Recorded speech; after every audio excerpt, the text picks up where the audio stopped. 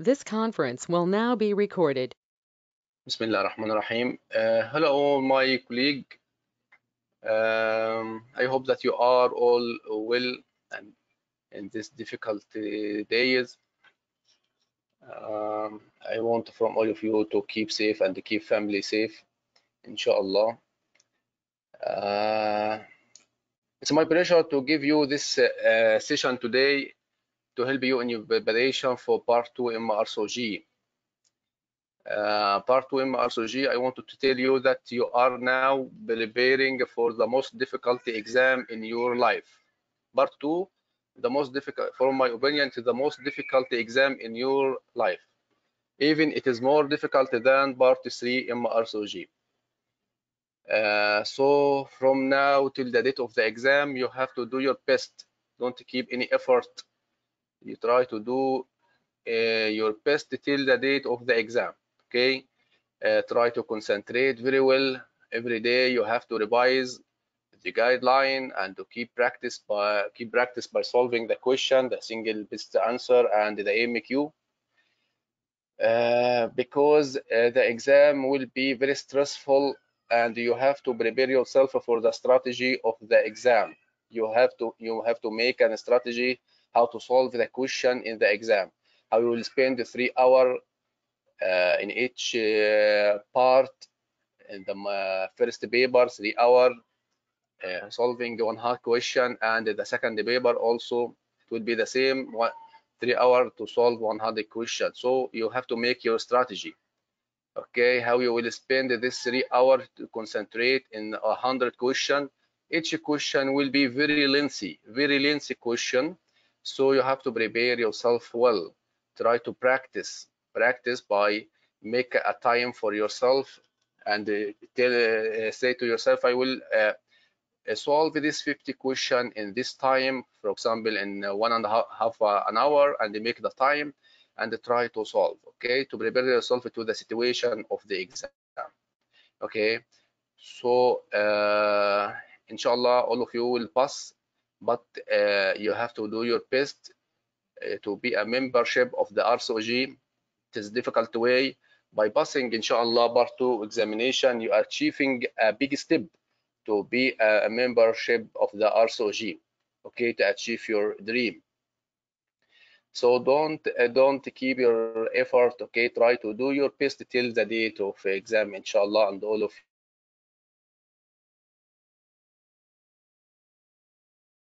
pass.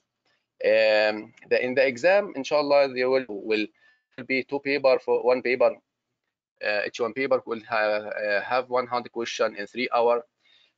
Some may ask, which will I start, by the single best answer or by the MQ? It is the same. From my opinion, it is the same. For myself, I start by the paper, like the paper. The paper started by the single best answer, I will go with the paper single best answer. And if the paper started by the MQ, I will start by the MQ. Okay, to be systematic, not to miss any question. Okay, but how to, okay, how to solve and how to read the question. The question will be very lengthy, okay, and a lot of information in the question, and there will be 5 choices to have to choose a single, the best single one. Okay, there may be 2 or 3 choices may be suitable for to the answer, but it will only one is the best. Okay, so in reading the question, you have to hold your pencil and make a mark on the important point in the question. Make a mark on this point, make a mark on this point. Okay, go through the question and don't look to the answer. Please don't look to the choices before you get the answer in your mind. If you look to the answer before searching the answer in your mind, you will be confused. You will be confused because the answer or all the choices will be near or almost the same. So please solve the question in your mind first before reading the choices. Okay, because if you read the choices, it will confuse you, and also it will waste your time. If you read the MQ answers or the choices, it will be more than 20 choices. So you will read 20 choices for the question? No, sure, no. So I will read the question and I will search in the answer in my mind. Then I will go to the choices to search to my answer. Okay, so please don't read the choices before you get the answer in your mind. That is a point I wanted to stress, inshallah, before we will start. And by practice today, inshallah, we will know how to solve the question. Today, inshallah, we will talk about the early pregnancy module, one of the most important module in your curriculum. Okay, and it's covered by the guideline. We have the guidelines. It is uh,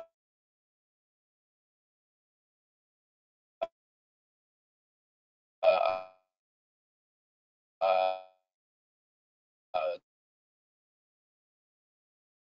Dr. Ali, your voice is breaking. into guideline or nice guideline. Okay, so I want from you today share with us about the person who wanted to share with us today. Breaking. I'm sorry,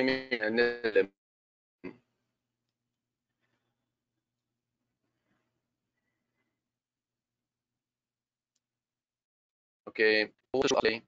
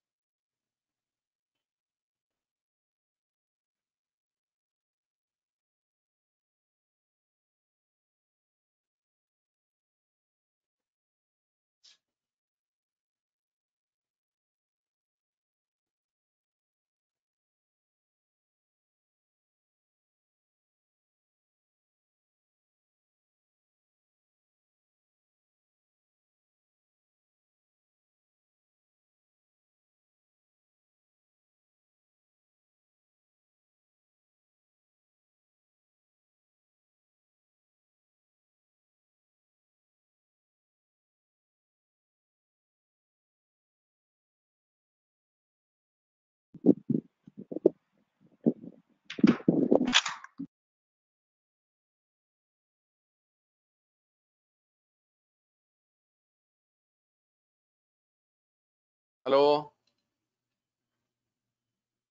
hello. Hel- Hello. Your Hello. voice is breaking in between, sir. Okay, okay. Sorry, it was a problem in the net connection. So, who wanted to share with us today?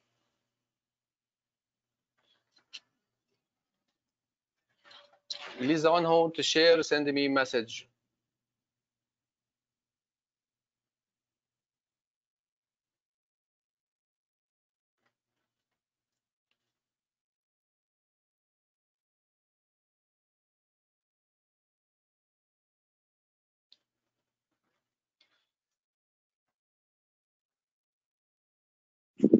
I won't share. Okay, please send a message to write the name.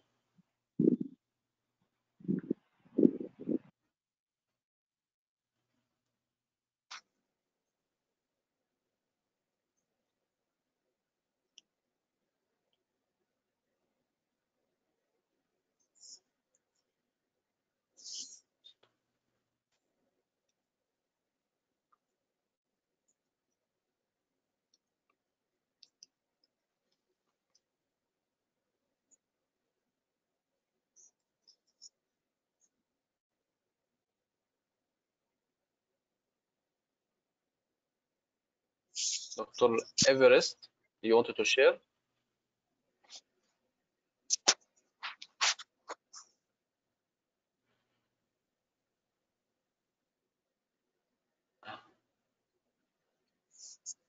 Asma, and I didn't understand your question, sir. Who wanted to share with us, Dr. Everest? I said who wanted to share in solving the question with us?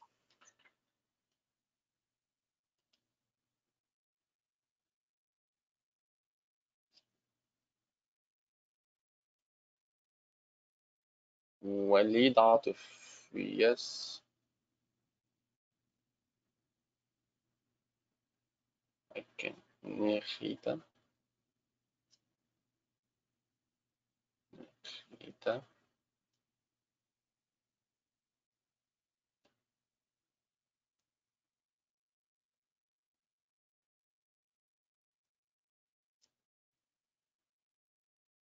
Nermin Riza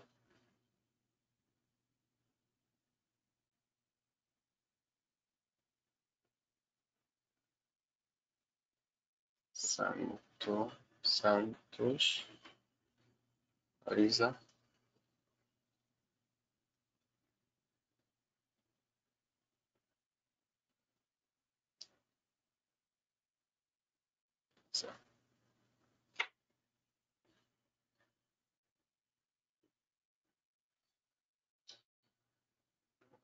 One, two, three, 4, 5, 6, 7, 8, 9, 10. Okay, Mustafa.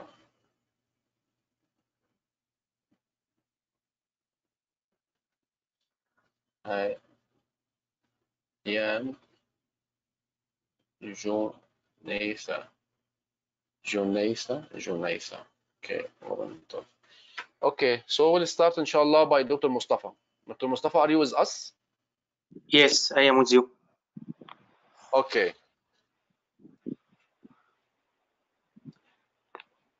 In the exam, inshallah, there will be in each paper, as I said before, 100 questions in 3 hours. So you have to divide your time. You have to divide your time according to each question. So don't waste your time in one question, reading the question. No, each question you have to finish in 100 seconds, or less. Okay, because some candidate the time may pass and there may be 10 or 20 question didn't answer yet because the time is finished. So take care of time management during the exam. Okay, so I said before, try to practice by solving 50 question and they make for you a certain time. So now you are practice how to solve each question in 100 seconds or less. Okay, because the time may finish and they still 10 or 20 question you didn't answer. Okay, it will listen your mark and it will listen your chance to pass in the exam. Okay, so we'll start by Dr. Mustafa, inshallah, by the first question.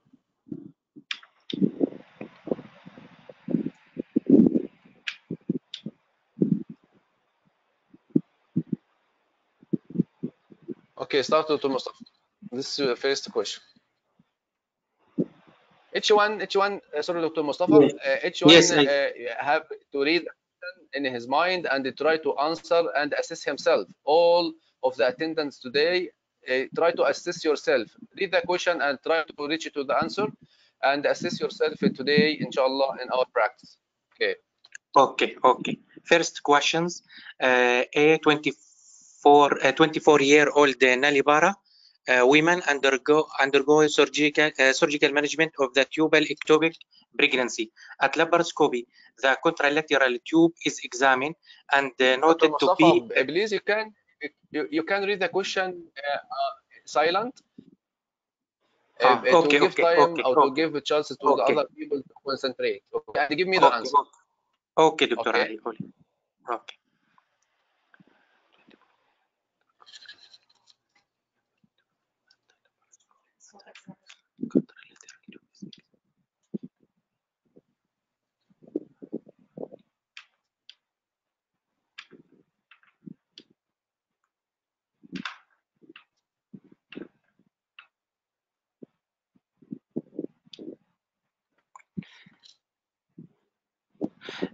Answer will be 4.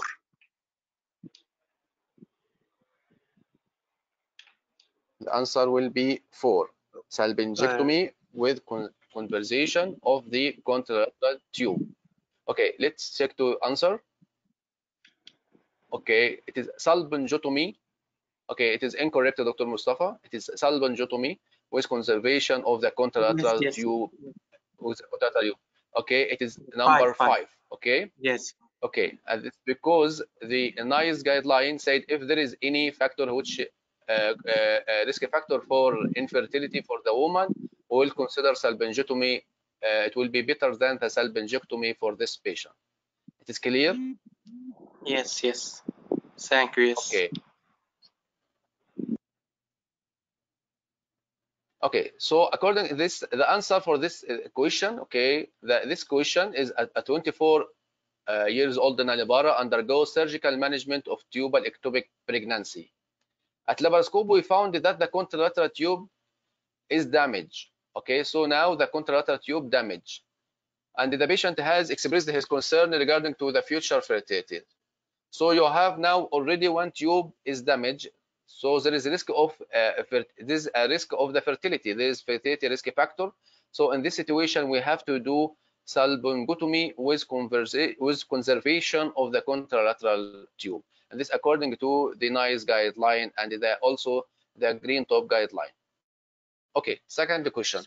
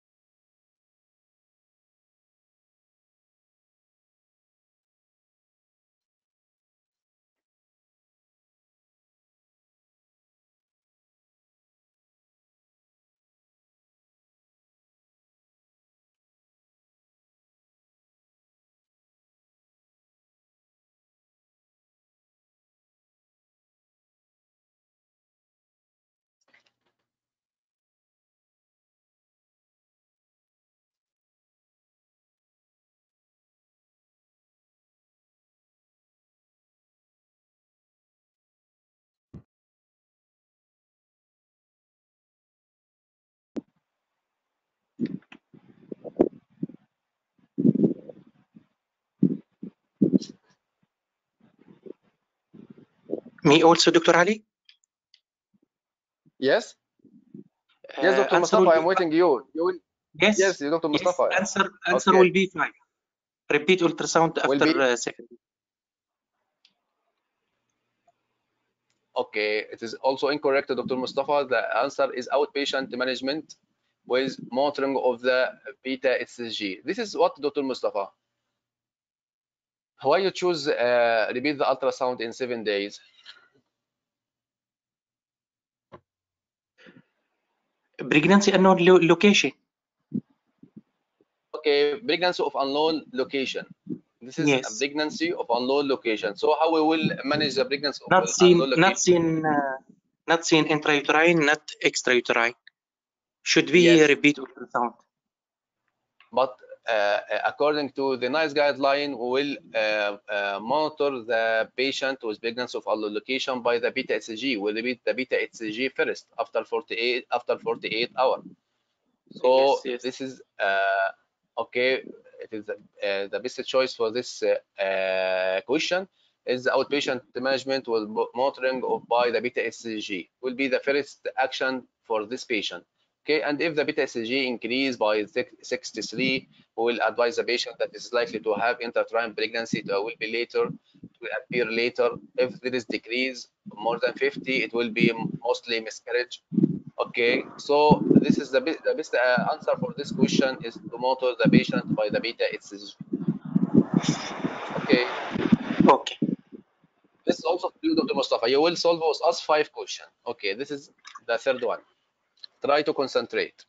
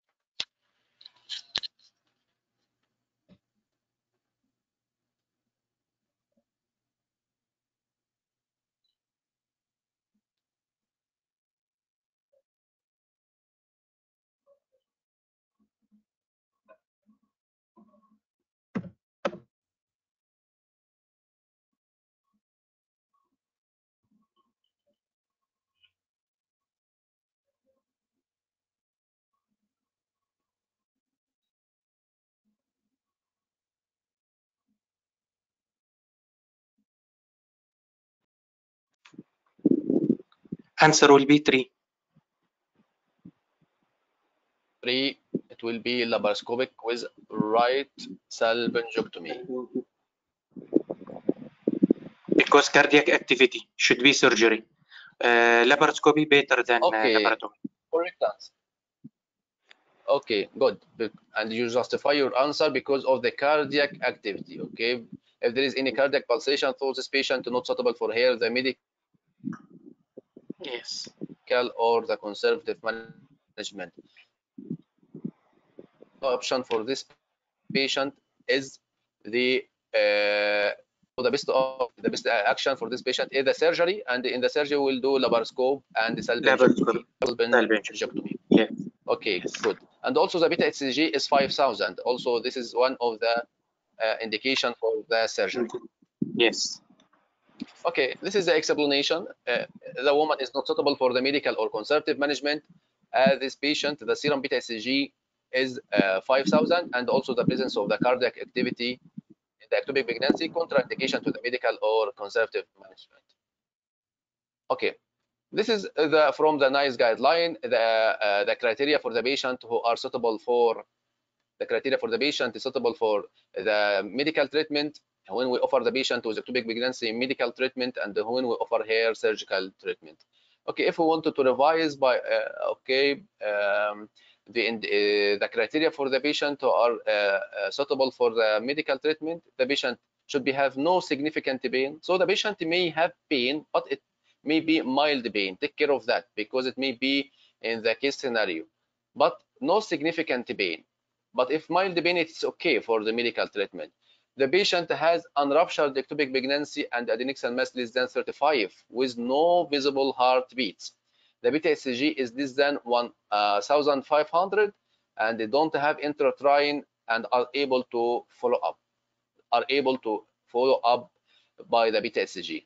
And take care, we don't diagnose the ectopic pregnancy, or we don't manage the ectopic pregnancy in the first visit unless our diagnosis is definitive diagnosis. Okay, sometimes you may treat the patient at an ectopic pregnancy and give her methotrexate, and later on the sac will appear intrauterine. So take care of this point. Okay, we don't give the methotrexate unless we are sure there is definitive diagnosis of ectopic pregnancy. Okay, when we offer the patient the surgery, if the patient are unable to come for follow-up, or if the patient has significant pain, or the mass is more than 35, or there is heart activity, or the beta HCG is 5,000 or more. If the beta HCG between 1,500 and 5,000, we may offer the two options for the patient, either the medical or the surgical management. Okay, this is the fourth question, Dr. Mustafa. Excuse me, Dr. Ali. Yes. Are you going to record the session and post it later on the group, or? Yes, I am recording now. I am recording now, and I will post inshallah in the group. Okay, thank you. Thank you. Anyone has any question? We can keep it till the end, inshallah. Sir, I have one question. We are going for surgical management, so can I go for salpingotomy rather than salpingectomy?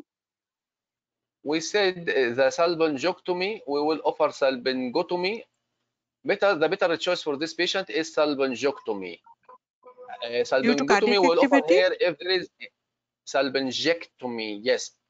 If there is a risk factor for the fertility, there is a contralateral tubal damage, contralateral tube is removed. So in this situation, the patient only has one functioning tube, will offer here salpingotomy. But if the other tube is healthy, so the best choice for this patient is salpingectomy. It gives her the best chance for future intrauterine pregnancy. Salpingectomy give the patient the best chance for intrauterine pregnancy more than salpingotomy. We will consider salpingotomy only if the patient has a fertility risk factor, such as a contralateral tube is damaged or removed. Okay, sir. Thank you, sir. Thank you. Okay, the fourth question. Yes, Okay, answer may if I we have a have will any be question? question, we can keep to the end of the session because we wanted the session to be organized and all to be to take benefit from our session today. So please write your question and write your question and regarding the number of our questions. So if you have any query about question number 4, write please. If you have any query regarding question number 5, write it in paper. And at the end, inshallah, I will try to answer all your question. Okay. yes. Answer will be 4 here because patient first stable and gestational sac less than 3.5. Also low beta ECG. Conservative management with the serial beta ECG test until level 4. Okay, so you answer question number 4. Okay, so we'll give time, please, to the all people to read the question and try also to reach the answer before I will post our correct answer.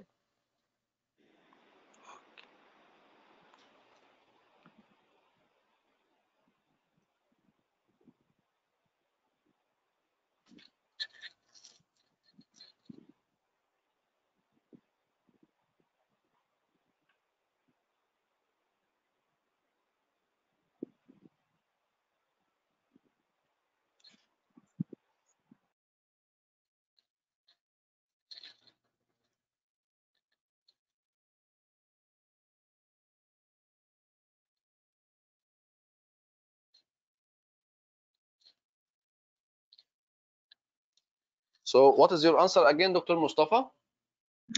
1. Number 1. Conservative management with serial beta ECG. 1. Because patient is stable. Okay. Good. And beta ECG low. This is correct answer. Okay, very good.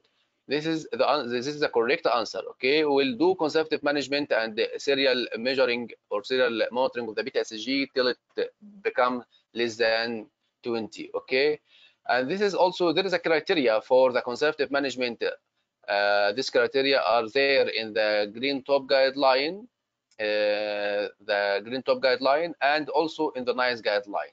Okay, what are the criteria for the conservative management or the expectant management in patient with ectopic pregnancy? If the patient has no pain at all, take care. The patient is clinically stable and has no pain. Okay, so if the patient has any pain, it will be not suitable for conservative. If there is no evidence of hemoproteinemia, the ectopic pregnancy is less than 30 in diameter and no fetal heart, the beta ECG is less than 1,500, and the woman show her consent for that. For the patient who want to or accept the conservative management, will follow here by the beta ECG. Okay, and we can repeat the beta ECG between 2 days or 7 days till the beta ECG reach less than 20. This according to the green top guideline. According to the NICE guideline, it will be almost the same. Almost the same. The patient are stable and pain free. Also, the tubal pregnancy less than 35, and there is no fetal heart. There is no heartbeat on the transvaginal ultrasound. The beta ECG is less than 1,000. Okay, and the patient are able to come for follow-up. So almost the same. Maybe the change here in the number of the beta ECG. The green top guideline recommend if it less than 1,500, and the NICE recommend if it less than 1,000. So our patient today in both it is less than 1,000, so it be considered for it can be suitable for here the conservative management. Okay, take care for the patient according to the NICE. The patient who will be suitable for the conservative management will repeat the beta ECG because this is a new information in the new NICE guideline. We'll repeat the beta ECG on day 2, day 4, day 7. So this is for the conservative management. Okay, for the medical management was we were repeat the beta ECG in day 4 and day 7 only. But in the conservative management, we'll repeat the beta ECG on day 2, day 4, and day 7. And if it drop by 15% between day 2 or day 4 or day 4 or day 7, okay, then we will repeat it weekly till it become less than 20. Okay, But if there is no drop by 15% or stay the same or rise, okay, we will assess the patient again, send the patient to senior advice. We may offer her medical treatment or surgical management. Okay, so we'll assist the patient again. Okay, question number 5, Dr. Mustafa. Okay.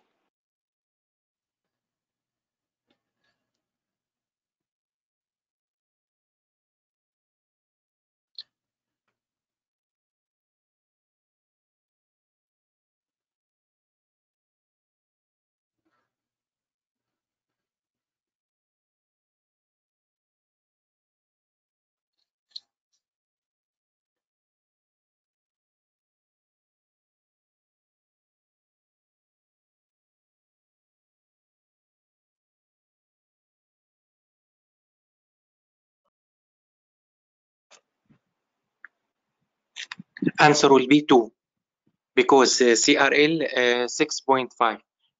7 and more, we will put final diagnosis. Okay, so arrange follow-up in a minimum 7 days or 7 to 7 10. days or more ultrasound Yes. before making. Okay, this will be the correct answer, sure. Okay, this is a correct answer. Okay, and this is because according to the NICE guideline, this is known as pregnancy of unknown viability. We cannot consider this is a miscarriage or a healthy pregnancy. Okay, because we not see the fetal heart till now, but the crown rumble length is still less than 7. So in this scenario, in this situation, what we will do, we'll repeat the ultrasound in a minimum 7 days. So according to the NICE guideline, if the crown rumble length is less than 7 on the transvaginal ultrasound and there is no fetal heartbeats, we'll perform a scan in a minimum 7 days. Minimum 7 days. So 7 days or more. Take care of that point. Okay, take care of this point because in the exam they may change only one word. Only one word may be a change from the correct answer. So you have to read the choices very careful. Okay, and as I said before, try to find the answer in your mind before reading the choices because the choices may make you confused. So we have to repeat the ultrasound in a minimum 7 days. So 7 days or more after the first scan before we make a final diagnosis. My question now to Dr. Mustafa. If the crown rumble length is 7.2 or Yes. okay, 7.2, what you will do? I will do. I will ask a second opinion or repeat after 7 to 10 days also. But I don't tell patient now finally diagnosis. Okay, Second opinion so or repeat. take care, Dr. Mustafa, not or, not or. It is and or, and or. And So yes, yes, you are yes, right. so if you ask, if the question, if in the question they give you that you already asked a second opinion. The patient now the crown rumble length is 7 or 75 millimeter, and you asked a second opinion. What will be your choices? I will repeat again the ultrasound in a minimum 7 days. So and or means that you have to repeat the ultrasound again, even if the crown rumble length is more than 7. I will show you. This is in the NICE guideline where I think it will come later.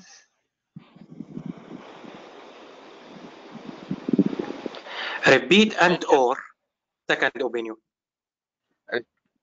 Repeat and Or. or. Yes. Thank you. Yes. Thank you. So you have to repeat the ultrasound again. Okay. Okay. I wanted to Okay. search that. I bought it from the NICE guideline. Bismillah.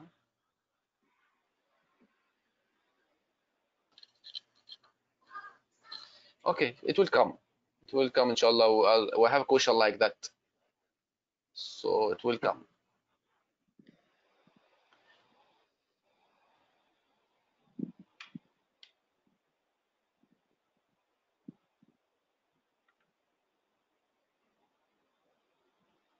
Okay, thank you, Dr. Mustafa. Now you finish your 5 question. We'll go to the second colleague. Thank you, Dr. Ali. Thank you. Thank you so much. Thank you for your sharing today. Dr. Sumira Khan. Sumaira Khan, are you with us? Yes, yes, I'm here. Okay. Prepare yourself, please, for the first question.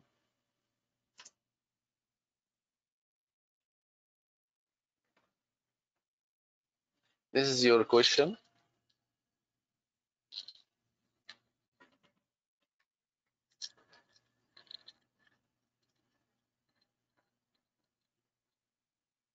Gravida third para 0.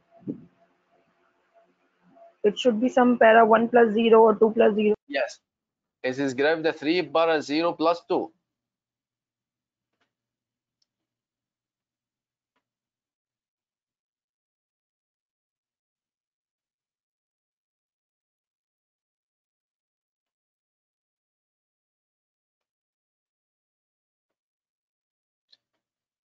Okay.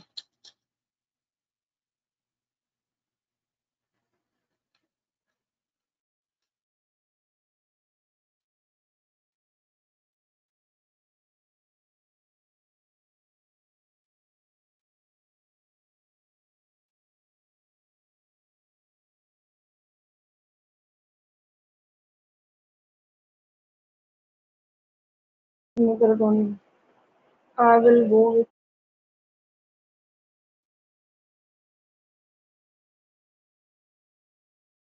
laparoscopy with left salpingotomy.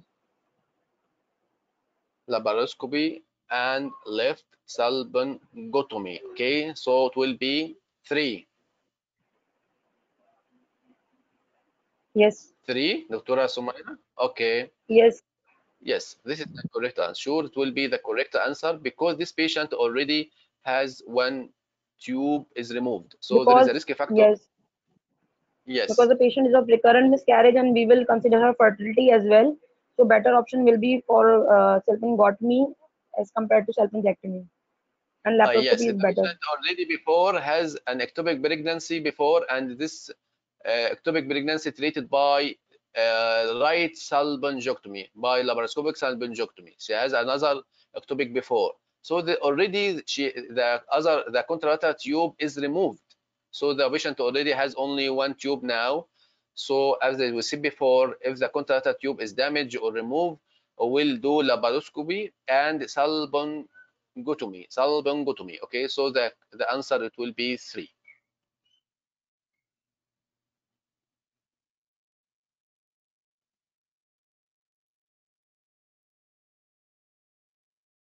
Okay, question number 7.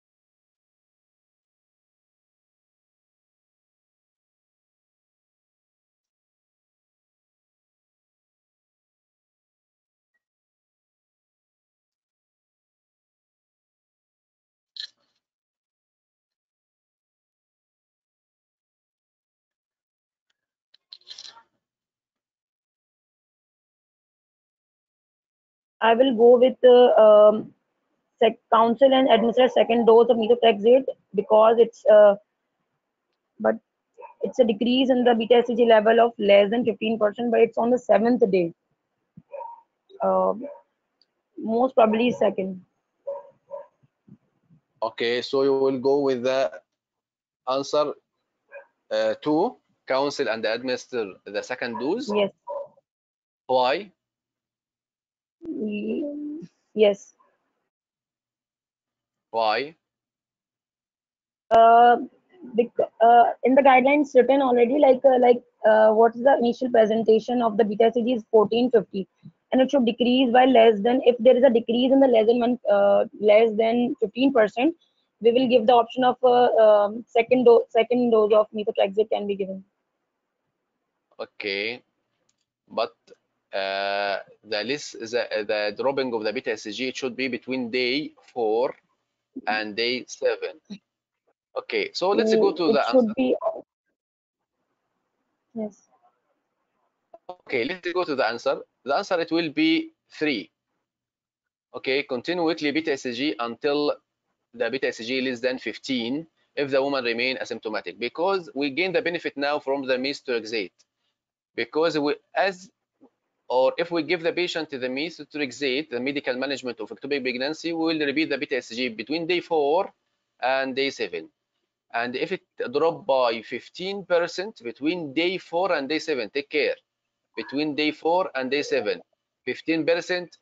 Okay, we get the benefit now of the methotrexate, so we'll continue monitoring of the beta HCG weekly till it become negative. No need for the second But dose. sir, we If have we to calculate consider the initial presentation. what is the presentation, it was 1450. Okay, what is, no problem. Okay, and after 24 hours to confirm the diagnosis, it will suboptimal increase in the beta HCG. There is go with the ectopic pregnancy. We counsel the patient for the medical treatment. The patient accept. We give her the methotrexate. On day 4, we calculate the methotrexate. It was 1,700.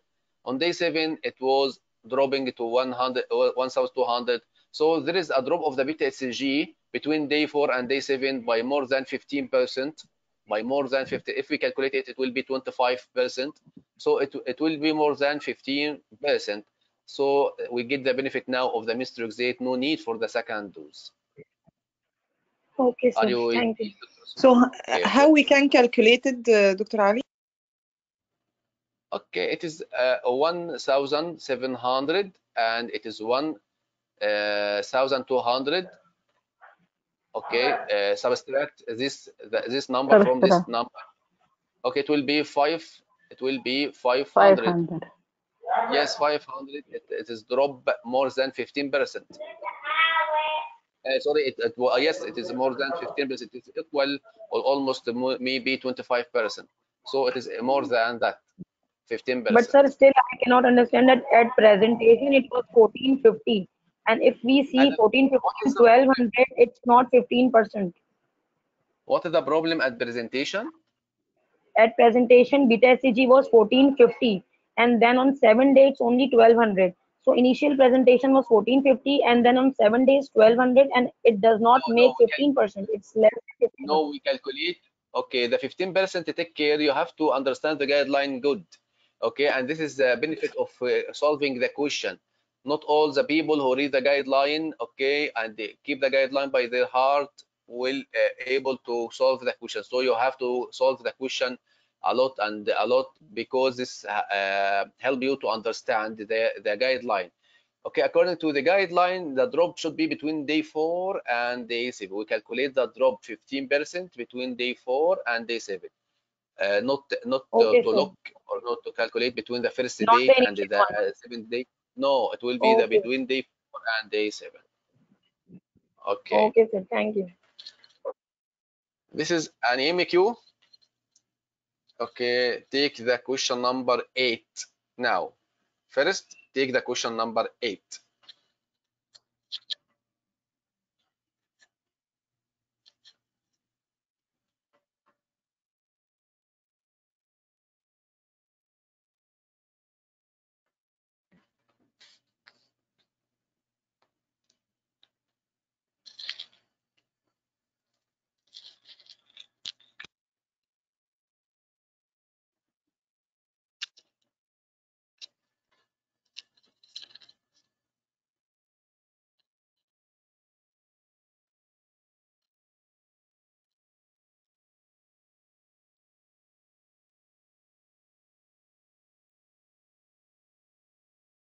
I think I should go for the first one, that is atopocyte chemotherapy, because we have to do the whole scoring of this, no?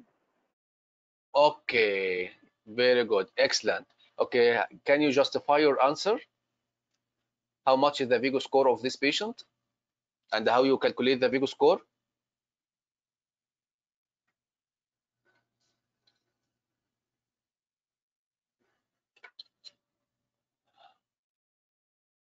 Okay, anyhow, Sir, this actually, is the this is correct. the, like, we have to see the age. Like, the age is 41, so it will be the score 1. Then second is the term delivery time, like it will be a 10 months from the delivery time. So it will come near around the score of 2, I guess. Then, sir, here it is. You have given the chart. Can you please go for with the question? Okay, yeah, yes, And yes, there sure, is a sure. 5 centimeter lesion in the myometrium. The size 5 centimeter will be in around 1. So 1, 2, 3, and 4. And the last is the multiple nodule in the lungs. That's Yeah, yeah. zero, I think. One score. So it will be around 6 Okay, or 7, I guess. okay, excellent, More than excellent. This 7, is we the go with correct. the multi-agent. Yes, this is the correct answer. Okay, this is according to the Vigo score. This patient has a high prognostic Vigo score, more than 7. And if the Vigo score is more than 7, we go for the multiple drug agent.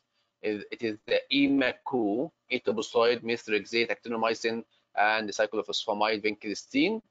Okay, this is the best answer for, or the best choice for this question, because the Vigo score is more than 7. Okay, how we justify this Vigo score? According to this patient, the patient has risk of age. Okay, her age is 41. If we go to the Vigo score, if the age is less than 40, 0, more than 40, it will be 1. Okay, so this patient has score 1 for the age. Okay, this patient after full term, if the patient is the antecedent pregnancy is term, it will take score 2. Okay, so now 1 and 2.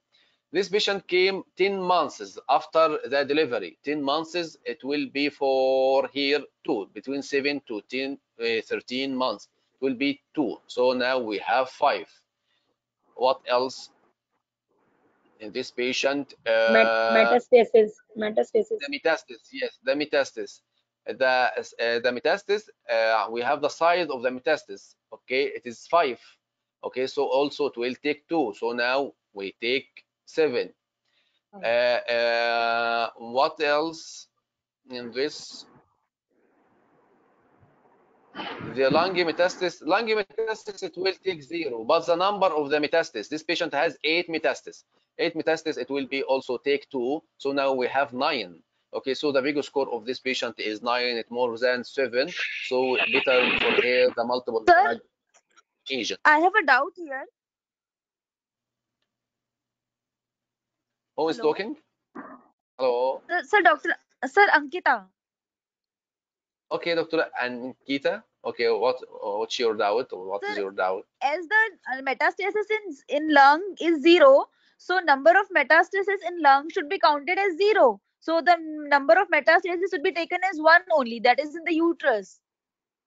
Why we are Okay, counting the number of metastasis as 8? okay. So Because according to in the lung it Vigo is score, counted 0. okay. Even so, if you calculate the risk for this patient without calculating the lung risk, it will be 7. So also it will be for multiple drug chemotherapy. Okay. Yes, sir. The answer will be 0. The answer will be same here. It's not gonna change. But I'm just asking in case if it will affect another questions. So should we count the Yes, number yes, 8? yes. No, if the lung metastasis only, it will be considered 0. Okay, if lung So the metastasis only, considered 0. Even if they give you 10 metastasis in the lung, because they consider the lung is. okay. So the number of metastasis should be counted as 1 only. That is in the uterus. Yes, only 1. This is Okay, sir. the Thank you, sir. welcome. Question number 9. The uterus is not metastasis, it is the tumor itself, right?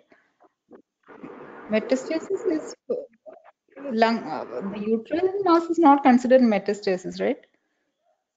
It cannot take a score of 1. But usually we count uterus Mute if there yourself. is a lesion in the We uterus. wanted to organize the session, please. Please, we want to organize the session. So one only talk, and as better to keep the question till the end of our session today. You can write your question regarding to the number of the question, and we will solve it inshallah in the end of the session. Mute yourself. Danish, please mute yourself. Thank you. Thank you. Okay, Dr. Sumaira, the question number 9.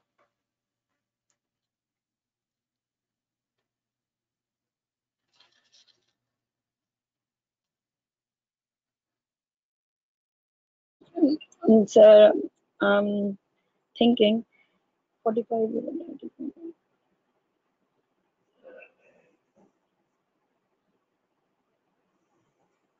Methotrexate and folinic acid.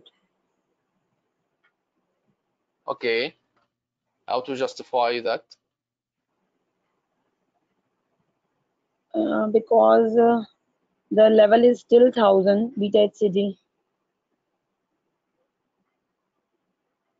The level is Still 1000, and it's persistent. okay. And there's a uterine lesion still in the 2 centimeter in the myometrium. Okay. Okay, yes, this is the correct answer. We will give this patient. This patient has low prognostic Vigo score. It will be less than 6. Okay, 6 or less. It will be for the only drug methotrexate and the folic acid. So the best choice for this patient is the methotrexate and folinic acid. Okay, this patient, the risk of her, only the age. Her age is 45, so we give her 1 according to the age, and the beta HCG is 1000. Okay, beta HCG is 1000. It will be also 1. So her Vigo score is very low, less than 6. So better, the best choice for her to give her methotrexate and folinic acid. Okay, this is the Vigo score. Okay, you have to. I know that it is difficult for us to remember this Vigo score, but you have to remember this Vigo score, because as you see, the scenario came like that, and you have to calculate the Vigo score to know what is the best action for this patient. So try to keep the Vigo score in your mind. I did something before my exam. I print all the chart in the curriculum, and I fix it in front of my table on the wall, and I keep reading them when I go and come in and go out. I keep reading this chart, okay, by my eye. If I have any question, I will go to read the chart again. I look to the chart again. It will be in front of me on the wall.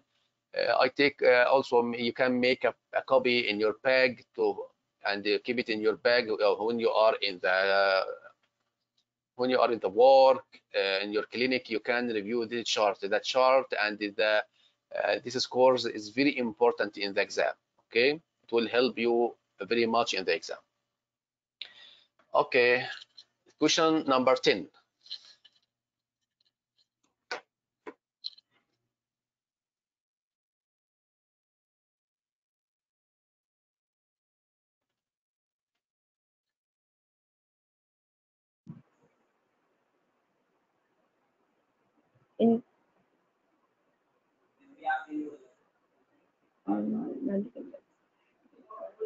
It could be incomplete miscarriage. Could be molar even. Take your time and try to read.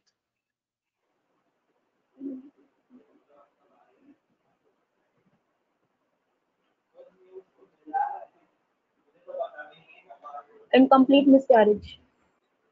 Incomplete miscarriage. incomplete miscarriage. Okay, this is a question from the strategy, and the strategy make the answer for this patient retain the product of conception. This will be retain the product of the conception. For my Oh, opinion, I it can haven't also seen be the option. what? I haven't seen the option of RPOCs. Yes, this is one. This is the one there, the RPOC, okay, by this abbreviation. So you have to take care of the question and the choices very well. So I said before, you have to read the choices. Okay, question Thank number you. 11. Now you finish. Now finish 5 questions. Okay, thank you, Dr. Sumaira. Dr. Santosh, I don't know whether I pronounce the name correctly or no. Yes, Dr. sir. Santosh. Okay. You will take 5 questions from 11 to 15, inshallah.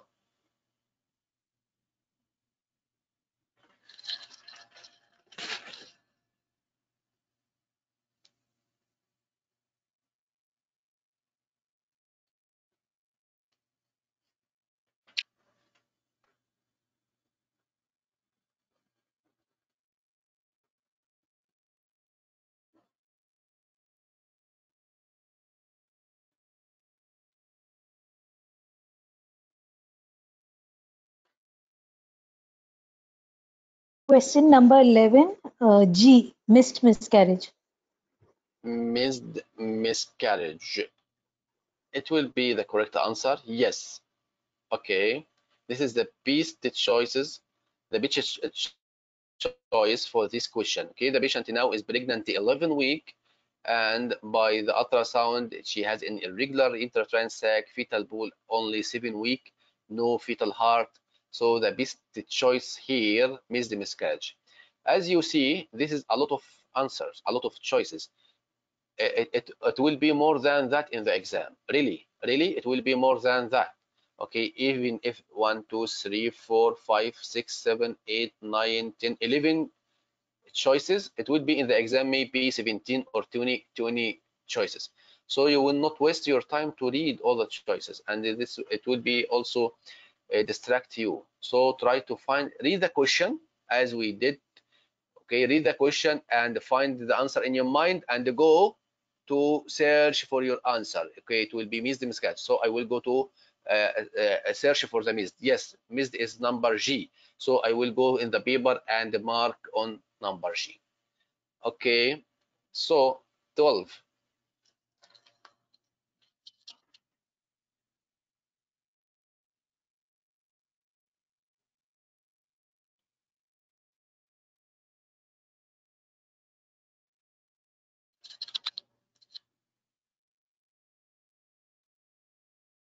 Question number 12, D, incomplete miscarriage.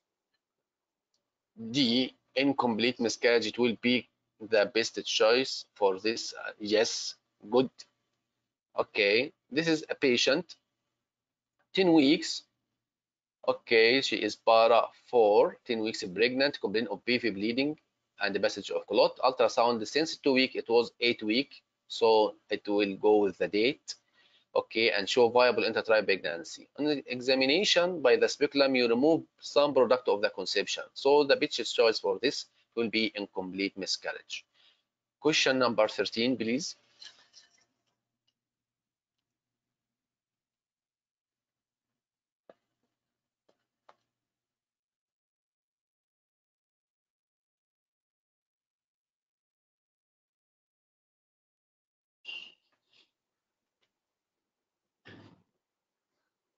Question number 13, K, threatened miscarriage. Okay, good. Threatened miscarriage. We'll go to confirm. Yes, 13. It will be threatened miscarriage. Okay, why? Because the os is closed and the ultrasound show that there is viable intrauterine pregnancies. Okay, for the twin pregnancy.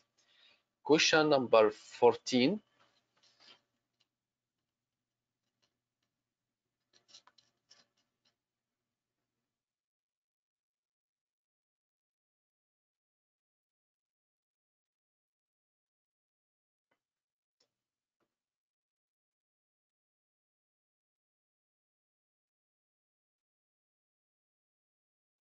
Question number 14C.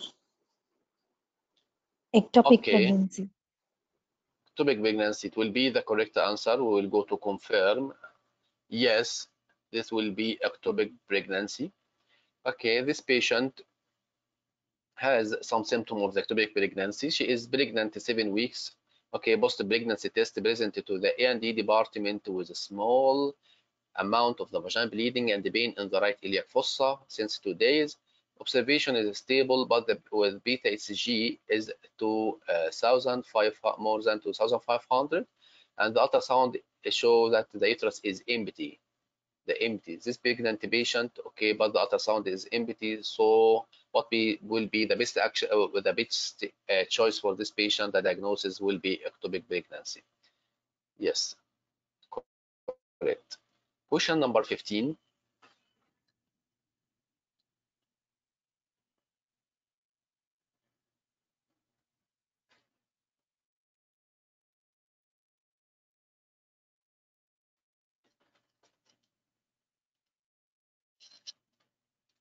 Question number 15, 4, choice 4, metastasis to brain. Okay, this will be the correct answer, but we want to be sure. Yes, this is metastasis to the brain. If we read the question again, the patient, which one of the following factor is most likely to significantly increase the VIG score for the prognostic score for the diagnosed choriocarcinoma? Okay, if we'll go for each one, for each choice, the pre-treatment of beta HCG 1,000 to 10,000. If the patient has beta HCG between 1,000 and 10,000, it will take score only 1. Okay, residual uterine tumor 2 by 2. Okay, if the mass is 2 by less than 3, it will all take 0. Okay, diagnosis, okay, since 4 months, within 4 months, less than 4 months, it will also take 0. Okay, metastasis to the brain, sure, it will be the 1, because if there is metastasis to the liver or the brain, it will take score 4. So the best choice for this patient is metastasis to brain. Okay, thank you, Dr. Santos. Thank you, sir. Thank you for sharing. Okay, Dr. Walid Atif.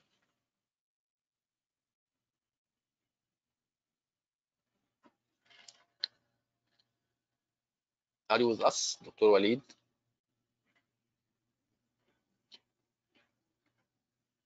Hello, is it Walid or Waliyat? No, I think Walid Atif. Okay. Okay, I can check for the name.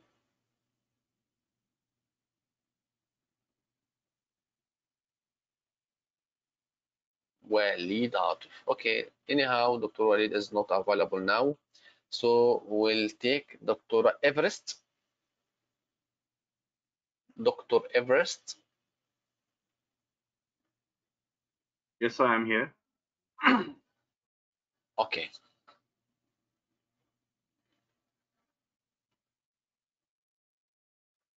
We will take the question from 16 to 20, inshallah.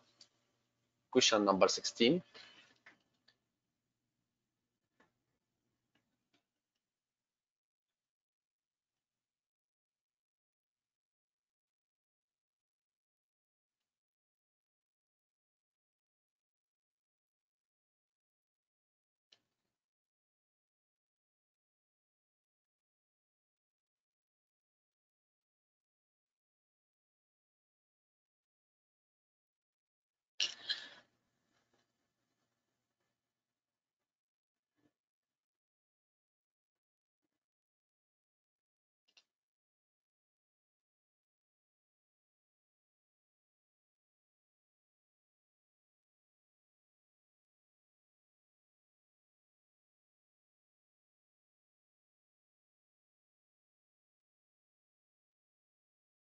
I think it's 3.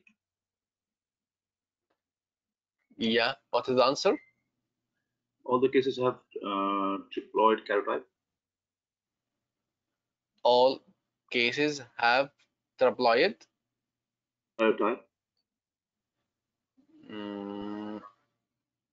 No, it will be incorrect answer. The correct answer is in the partial mole. The best choice for this patient or for this question, for all partial molar pregnancy, it is arise from dispermic fertilization of the ovum. Okay, take care in solving the question because they may change some word. You said all cases have triploid. No, not all the partial molar pregnancy have triploid. You know, triploid can occur in 90% of the cases, and in about 10% it may be tetraploid. Okay, so this will be incorrect. Incorrect answer. What is the best answer? All the patient who have partial molar pregnancy or all the partial molar pregnancy have to arise from dispermic fertilization. Dispermic fertilization of the ovum. Okay.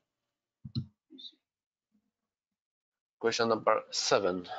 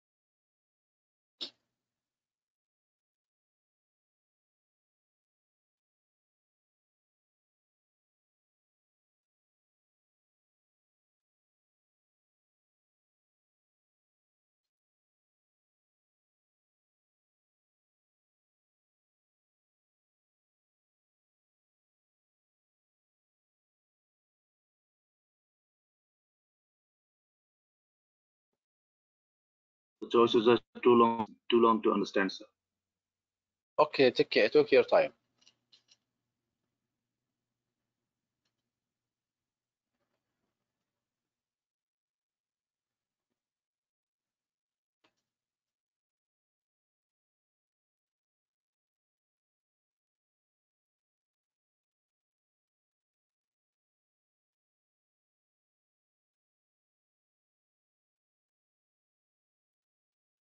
I'm not sure about the answer. Okay, choose anyone.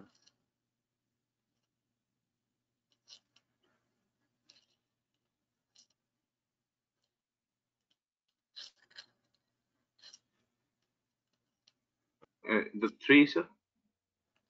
3.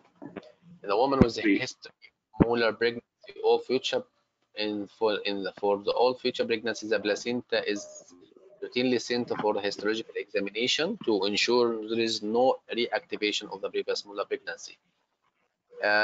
No, this will be incorrect answer. The best choice for this patient or the best answer for this patient, it will be number 1. Good.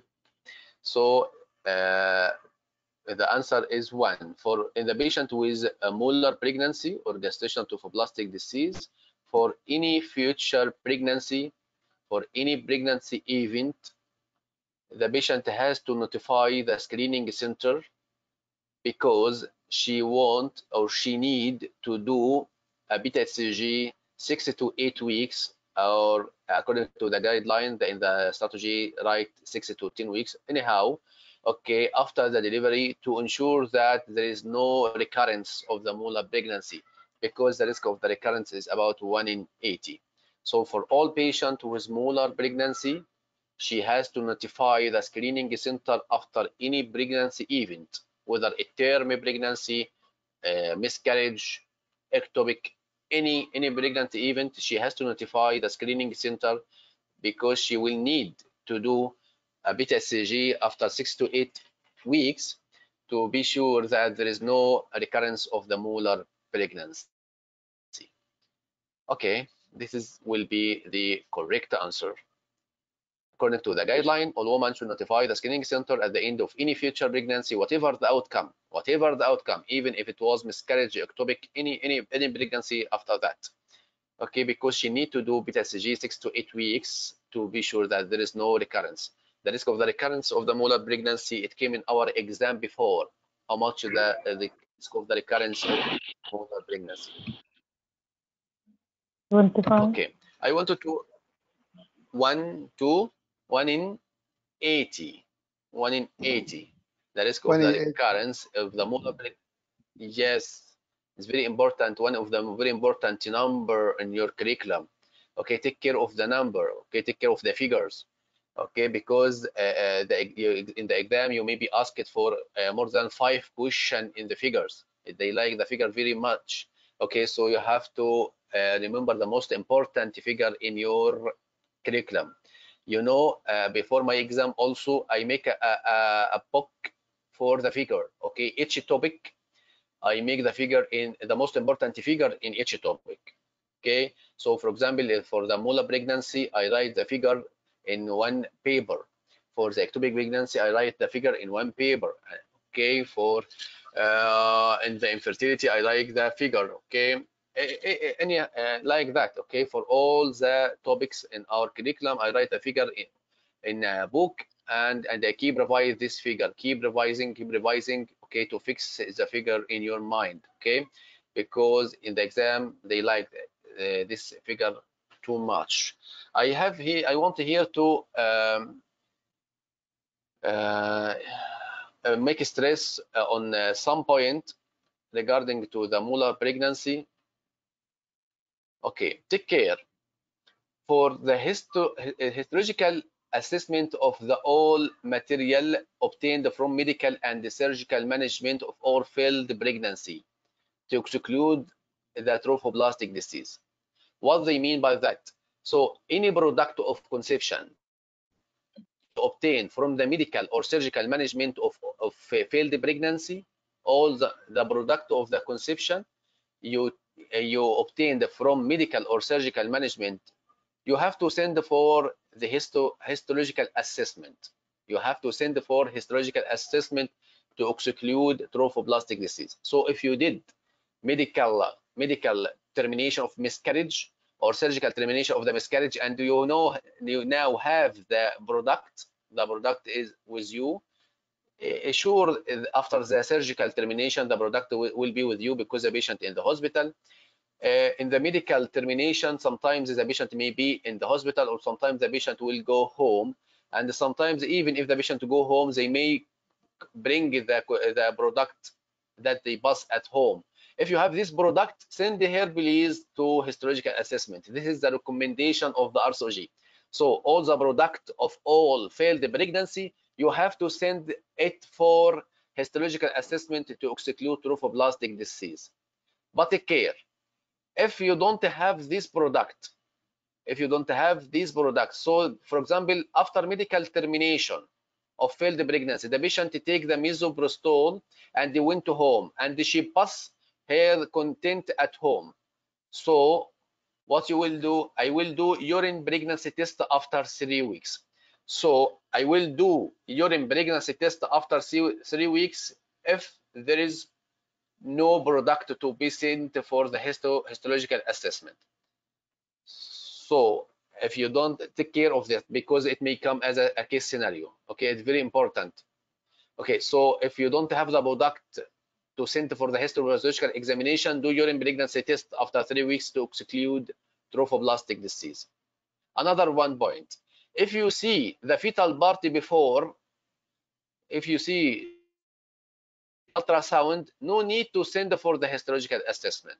So there is one condition: you will not send for the histological assessment of the product of the conception if you see the fetal party before by the ultrasound. So the patient is following you in the clinic and you did ultrasound for her, you see that there is a fetal part or there is a fetus. After that, the patient miscarried, already, so we need to send for the histopathological examination. Okay, if you don't have before ultrasound,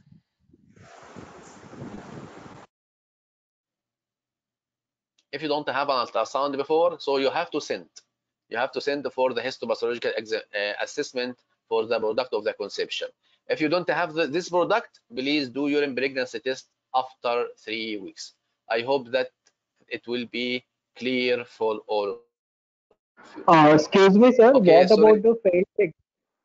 What about the failed pregnancy in which the fetal part has already What, been identified? Suppose at 10-week gestation. what about what? In a failed pregnancy, if fetal part has already been identified on sonography, suppose at 10 week of gestation, so then again we have to send.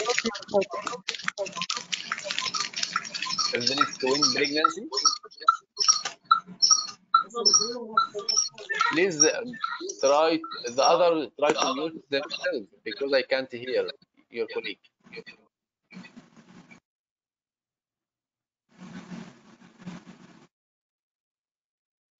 Yes. Okay, I am with you. I hear an echo. Please, if you open from two sources like laptop and tab, please try to close one because I hear an echo.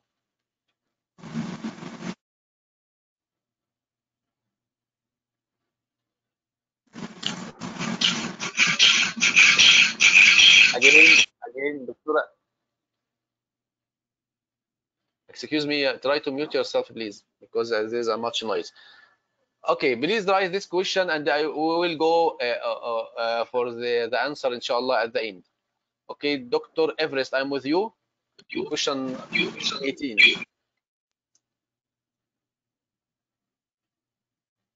Dr. Everest, are you with us? Yes, I am here. Okay, question number 18.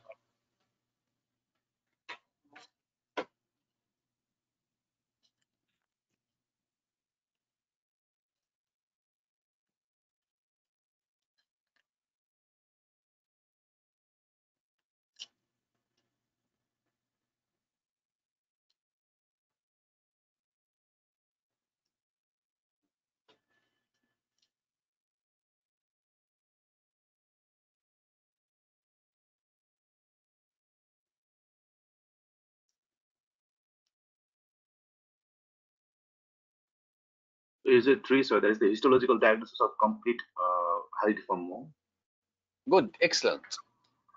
Okay, this is not an indication, not take care of the reading carefully the question. Okay, not an indication for chemotherapy. Which one is not an indication? Okay, like Dr. Everest say, the histological diagnosis of complete molar pregnancy, not indication for the chemotherapy. Okay.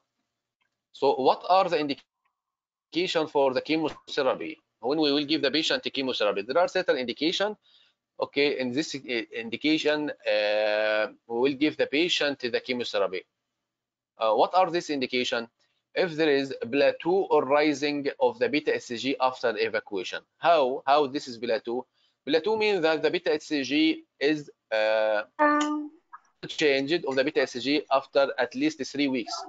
Okay, day 1, day 7, and day 14, and even day 21, there is no decrease of the beta HCG. There is an indication of the chemotherapy.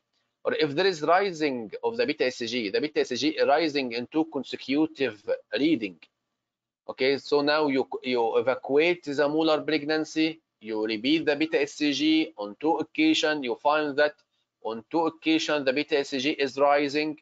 So in this situation, you have to give the patient chemotherapy. You repeat the beta HCG and you find that the beta HCG is plateau, not changed on 3 consecutive reading. You have to give the patient chemotherapy. If the beta HCG is still more than 2000 after 4 weeks, you did the beta evacuation, and after 4 weeks, the beta HCG is more than 2000, 20,000, so you have to give the patient chemotherapy.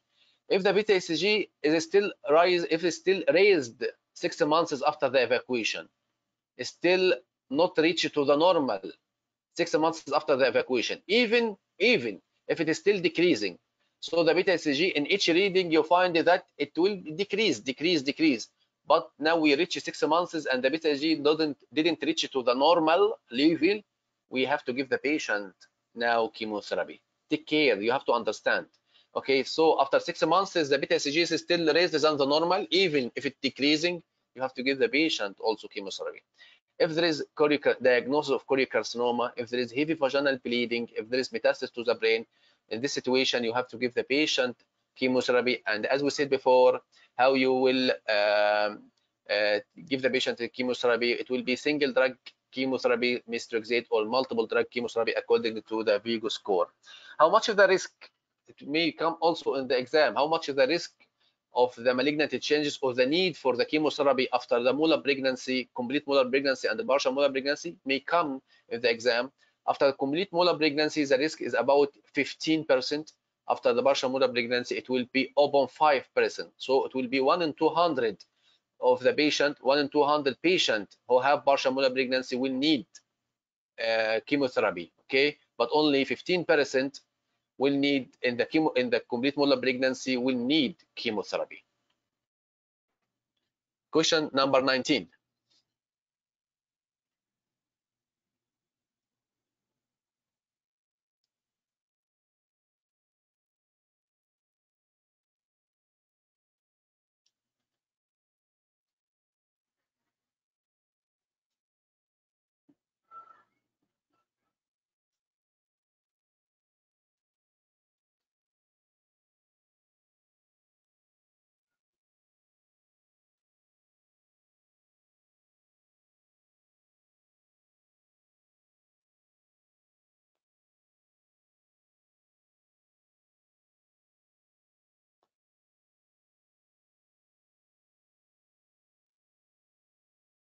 So it's 3, sir.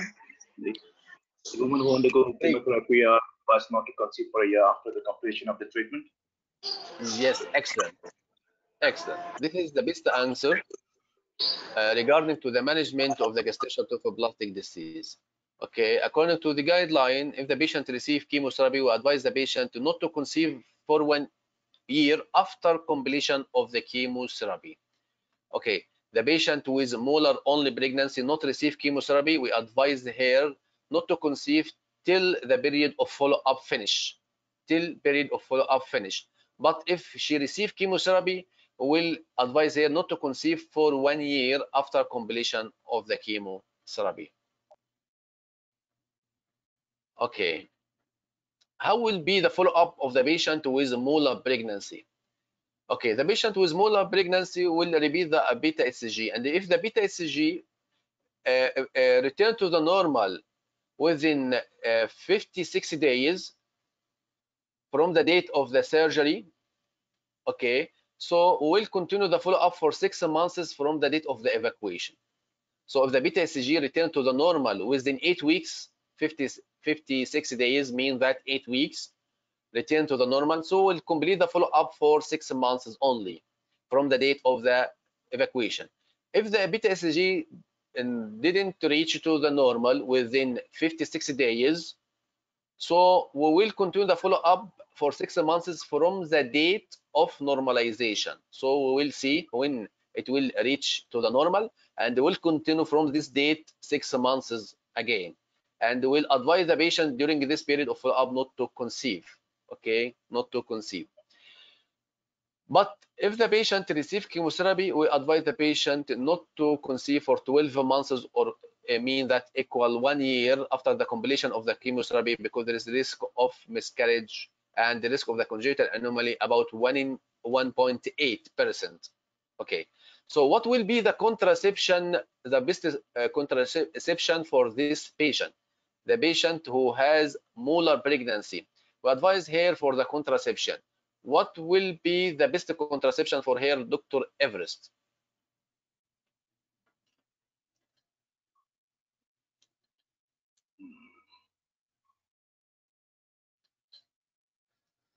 Barrier method. So you mean in case of the Barrier method. Okay, we will hear Dr. Everest first. If Dr. Everest able to answer us. So is it during the diseased case or after the evacuation? You mean? Yes, after the evacuation. Now we will follow the patient till the beta HCG will reach to the normal, and I will advise here not to conceive. What will be the best contraception for her? So if the if the beta HCG has come to normal, then we can advise her contraceptive pills. Yeah. If the beta HCG has come to normal, then we can start the contraceptive pills, and also the better methods as well. Okay. Any other one have any other opinion? Okay, we will hear the other opinion. Okay. Progesterone only pill. So Dr. Shazia. Progesterone. Okay, I will hear Dr. Shazia, please. Okay. Progesterone only pill. Progesterone only pills. Okay, thank you, Dr. Shazia. Any other one? If the patient has normal beta HCG levels have come to normal, then we can we can give her combined OCPs. And if the levels are not normal, if the levels are still raised, and she has been previously on combined OCPs, then she can continue that combined OCPs. But we have to tell her that there is a risk of GTN. Otherwise, if she is not on combined OCPs, barrier method is the best method for her. Okay, thank you for all of you. Now we'll see the recommendation for the contraception for the patient during the period of follow-up. Okay, we have two recommendations according to the Green Top guideline and according to the FSRH, the Faculty of Sexual and Reproductive Health. Okay, both are the same or agree with the barrier method are advised till the beta HCG return back to the normal. So the patient will give her barrier method till the beta HCG come back to the normal. It will be safe for her. According to the Green Top guideline, it says that the patient shouldn't take combined oral contraceptive till the beta HCG return back to the normal. Okay, because it may affect the follow-up of this patient. Okay, may make us the follow-up will be very difficult if we give her combined oral contraception. Combined oral contraception shouldn't be given for this patient till the beta HCG return back to the normal. Also, the intrauterine device is contraindicated because there is the risk of perforation till the beta HCG return back to the normal. This is the opinion of the RCOG, okay, the Green Top guideline. So the best choices for regarding to their opinion, the barrier method till the beta HCG return back to the normal. Will not give the patient oral combined contraceptive pills, okay, because it may make the follow-up difficult, and also will not give the patient intrauterine devices because there is a risk of perforation till the beta HCG return back to the normal. But there is another opinion in the Faculty of Reproductive Sexual and Reproductive Health, and it is more recent than that, more recent than this Green Top guideline. This Green Top guideline is about 2010. This I think it's almost 2016. So this is recent. What they said that hormonal contraception can be given immediately after the evacuation. No need to wait until the beta HCG return back to the normal. The only contraindication is the intrauterine device. So according to the FSRH, the oral combined contraceptive pills can be given for this patient even before the beta HCG return back to the normal. See, hormonal contraception can be started immediately after evacuation of the GT, gestational trophoblastic disease. Okay, and this is the UCMIC UCMIC schedule for the contraceptive choices for the patient, the UK medical eligibility criteria for the contraceptive choices for this patient. See, if there is still persistent elevated beta HCG level or malignant disease, combined hormonal contraception still can be UCMIC 1, category 1. Progesterone also is category 1, and the DIMBA is category 1, Implanon category 1, but the only contraindication, as we said, is the devices, whether it was the system or the copper coil or the marina. Okay, so according to the FSRH, take care of this point. All the options are safe during the period of follow-up except the devices, the copper coil or the marina. According to the green top guideline, the combined hormonal are contraindicated and the devices also is contraindicated. Okay, I hope that is clear. If it came in the exam, I will go with the FSRH, okay, because it is more recent.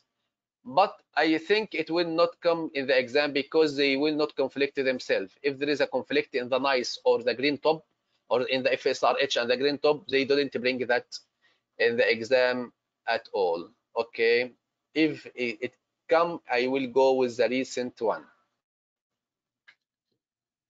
Okay, Dr. Everest. Sir, Yes. there is one doubt, sir. Regarding the follow-up, we need to do HCG weekly or twice weekly, sir?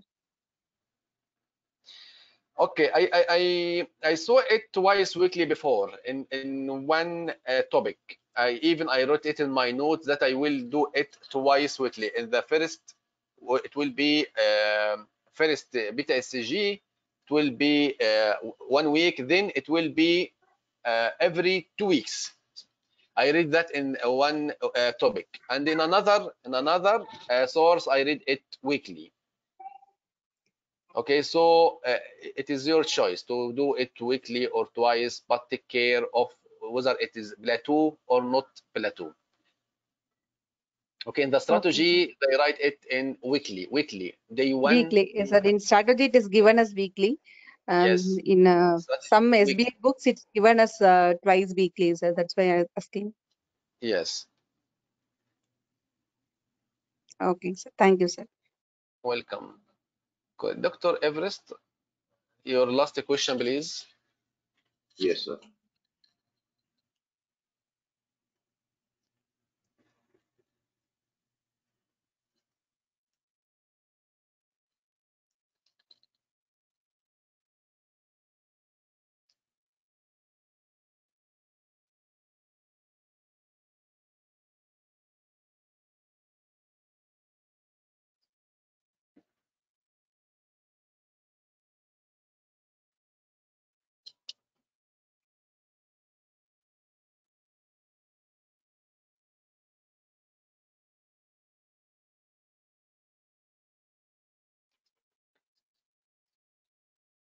So it's one follow-up for 3 months from the date of the uterine evacuation. Okay, so it will be which one again? Number 1, sir. Number 1, follow up for 3 months from the date of the uterine evacuation. No, it will be incorrect answer. It will be for 6 months. It will be 4.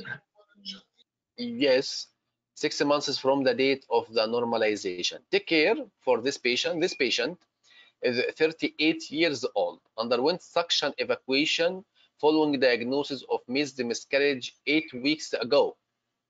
Okay, so she did the suction evacuation 8 weeks ago. Okay, 8 weeks means that 56 days. 56 days. Histopathology result to confirm molar pregnancy. She had blood sample taken to assess the beta SG 2 days ago at her GB, which was 500. She presented to you for follow-up. Okay, so the beta SG didn't come to the normal after 8 weeks. Suppose after 8 weeks, which equal to 56 days, the beta SG returned back to normal. If the beta SG didn't return back to the normal within 56 days, so I will follow this patient for 6 months from the date of normalization. So the best choice for this patient, I will follow up for 6 months from normalization of the beta SG. And as I said, usually I said that try to find the answer in your mind before you read. Okay, because if you read the choices, it may confuse you. Thank you, Dr. Everest, for your share. Really, I appreciate your effort. Thank you very much for your guidance, sir. Thank you. Dr. Asma or Asima? Yes, sir, I'm here. Okay.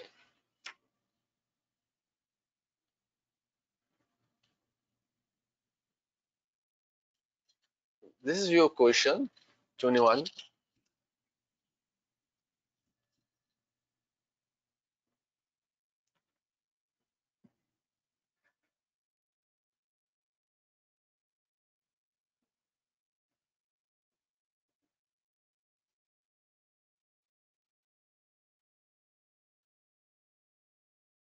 Sir, it is 5. Continue with the oral contraception, and she should be advised that there is a potential but low risk, increased risk of developing GTL. Okay, this will be the best choice for this patient. Yes, this is the correct answer. We will go with continue with the oral contraception, and she should be advised that there is a potential but low increase the risk of the GTN. This is according to the green top guideline. So this patient, 36 years old, bring to the GB after miscarriage was confirmed. After miscarriage with confirmation of the gestational disease in the histology. The BCHG didn't normalized yet, and she was using oral contraceptive pill prior to the pregnancy. What will be the best choice for her or the best contraceptive advice? If you go for the 5 answer, this will be the most suitable one. Barrier are contraindicated? No. Sure, barrier not contraindicated. Continue to use combined pill and advise that progesterone is contraindicated? No, progesterone is not contraindicated. As we see before, the progesterone is Eucmic 1 for this patient. Okay, change to the ICD? No, ICD, it will be absolute contraindicated according to the RCOG and according to the FSRH till the beta SG return back to the normal. Stop oral contraceptive immediately, the patient may become pregnant. So I will go with the answer number 5. Again, this is the Eucmic criteria for the contraceptive choices for the patient with gestational trophoblastic disease. Okay, combined hormonal will be category 1 or Eucmic 1, even if it still raised the beta SG. 22.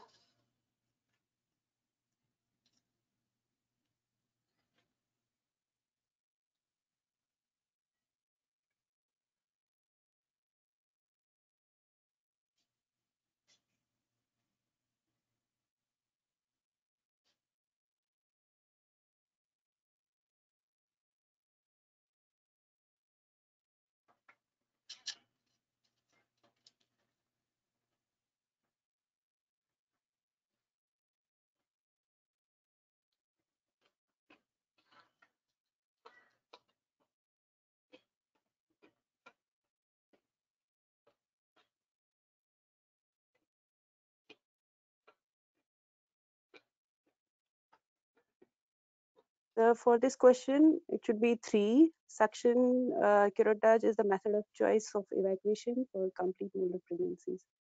Excellent. This is the correct answer for this question. Suction evacuation, it is the method of choice for evacuation of the complete molar pregnancy. Take care that medical evacuation of the complete molar pregnancy should be avoided if possible, because there is a theoretical risk, and there is a theoretical risk of the potential of the oxytocin agent because of the embolization and the dissemination. But take care if there is life-threatening bleeding. If there is life-threatening bleeding, I may give this patient oxytocin. Take care of this point because it may come in a case scenario. Okay, the patient has, you now evacuate a patient of molar pregnancy and you have severe bleeding. Okay, you can give the patient in this situation, you can give her oxytocin. So the only indication of the oxytocin use of the patient was during the evacuation if you have life-threatening bleeding. Okay, so this patient has molar pregnancy by the ultrasound and the hair beta G is very high. What is the best choice for this patient? Suction evacuation. It is the best choice of the evacuation for the complete molar pregnancy. If you read the remaining, it will be incorrect. Cervical ripening with misoprostol immediately prior to the surgery contraindicated? No, you can do you can do cervical ripening by the misoprostol, but immediately before the surgery. Okay. Medical evacuation is suitable option for complete molar pregnancy? No. We have to avoid medical evacuation, but the surgical evacuation is the best choices. Suction evacuation should be avoided in complete molar pregnancy due to increased risk? No. It will be incorrect. The use of oxytocic agent during the preoperative procedure mustn't be used even if the bleeding is increased or severe. No, we can give the patient oxytocin if the bleeding is severe and there is life-threatening bleeding. So the best choice for this question is number 3. 23.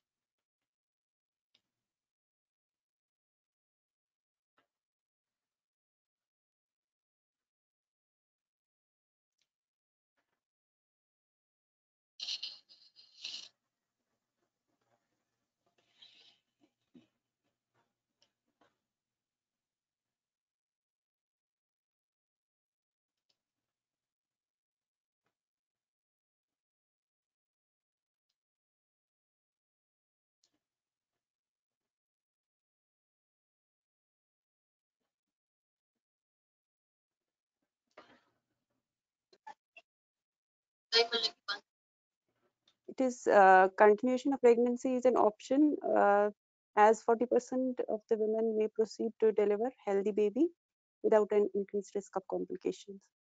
Excellent. This patient has a twin pregnancy or twin gestation with one live fetus and another one expected to be coexisting complete molar pregnancy. So what is the advice to be given for this patient? According to also our green top guideline, this patient, we have to advise her that there is the continuation of the pregnancy is an option. The continuation of the pregnancy is an option for her, but the outcome of the normal pregnancy, the outcome of normal pregnancy with coexisting complete molar pregnancy is poor, with approximate 25% chance of a live birth and increased risk of the early loss 40% and the prematurity 36%. There is also increased risk of the preeclampsia for this patient. Okay, so you have to advise the patient or counsel the patient. The patient has to choose whether she wanted to terminate this pregnancy or to continue the pregnancy. So according to the guideline, this patient may, and the continuation is an option, but advise her about the poor outcome that the approximately 25% only to achieve a live birth rate. Okay, take care. If there is a possibility of twin pregnancy with one healthy pregnancy and another one molar pregnancy, you have to seek an advice.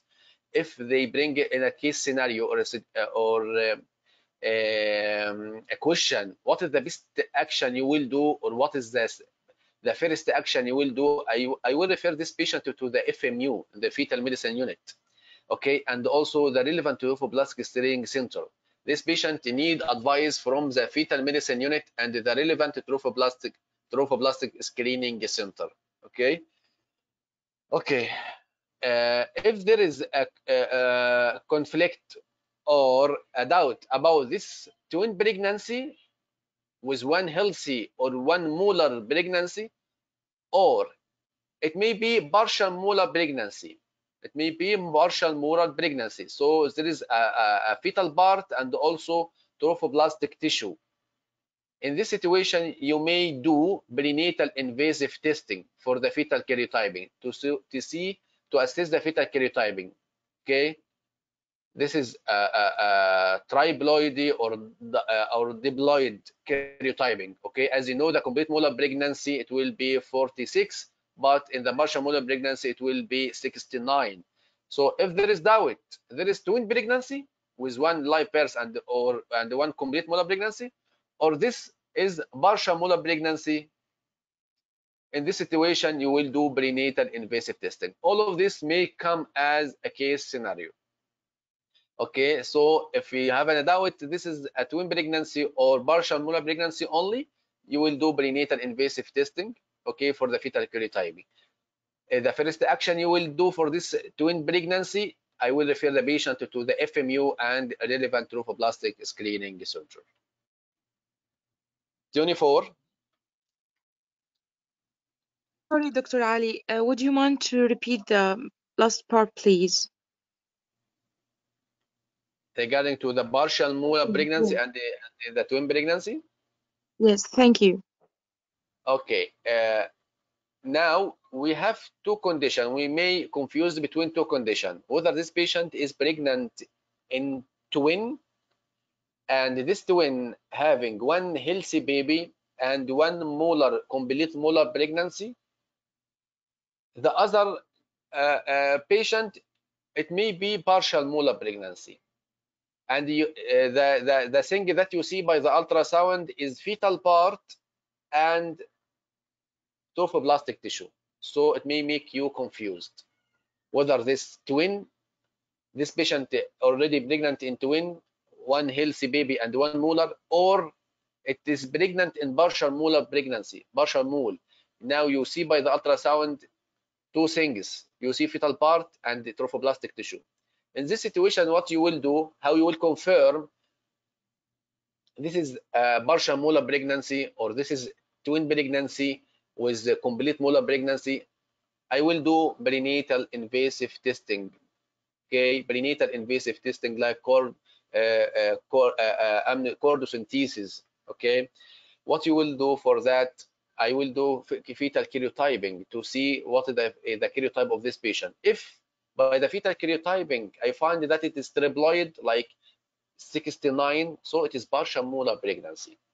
If it diploid 46 chromosome, it will be complete molar pregnancy and one healthy baby. So the thing that I see by the ultrasound is one healthy baby and complete molar pregnancy. I hope that it is clear.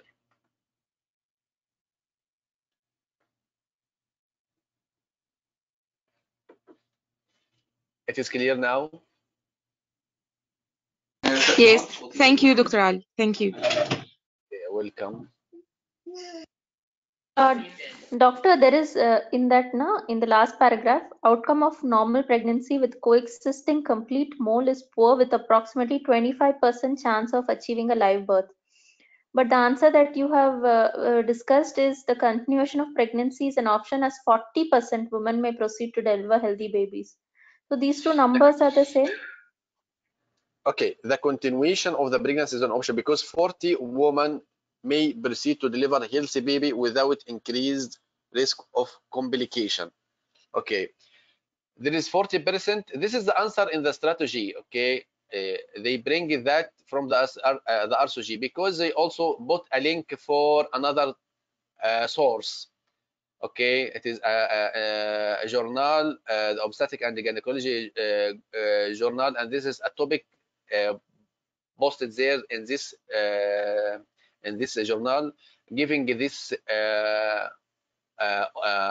percentage. 40% of the woman will deliver the patient will deliver healthy baby without risk of the complication. Okay, as you know that the strategy not only post the sources or the reference from the Green Top guideline only, it can bring from the TOG guideline and it can bring from another British journal.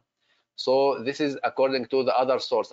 Even I posted this source here for you. Okay, you can download that and you find this answer there. But according to the Green Top guideline, then the outcome of normal pregnancy with coexisting twin is only 25% for the live birth. Only 25%. Okay. Excuse me, Dr. Ali, I have a question. Yes.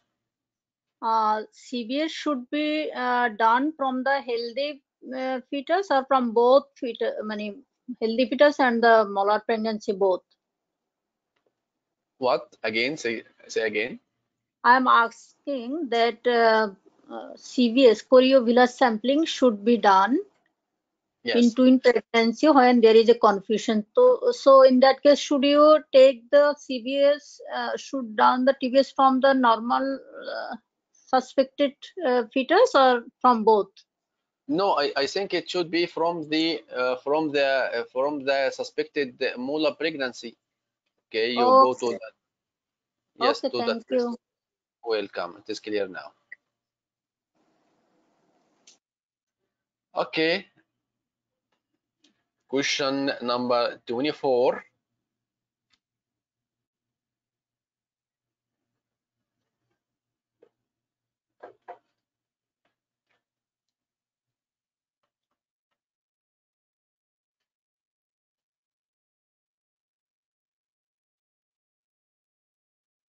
It should be a repeat scan in a minimum of 7 days.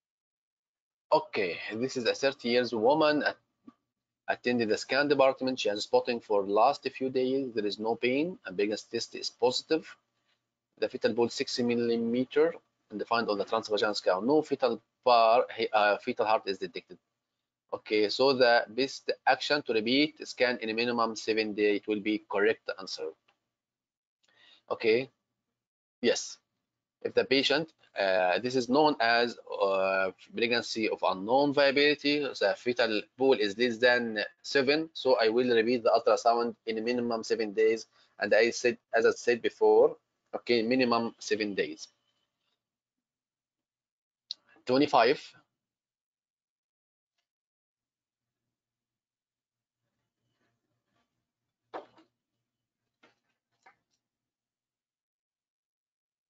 It is again repeat scan in a minimum of 7 days.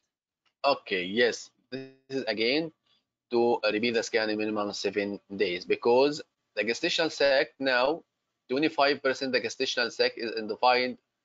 Okay, 25% the gestational sac by the transvaginal ultrasound, and there is no fetal pool. What you will do, I will repeat again the scan in 7 days. This is according to the NICE guideline.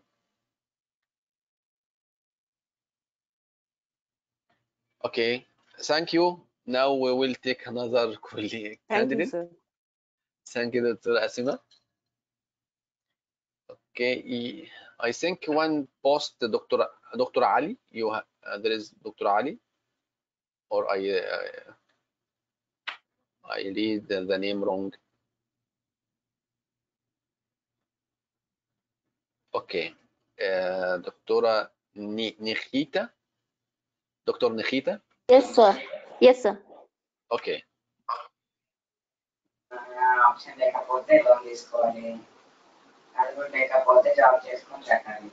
Please, other colleague, mute yourself. Thank you very much. 26.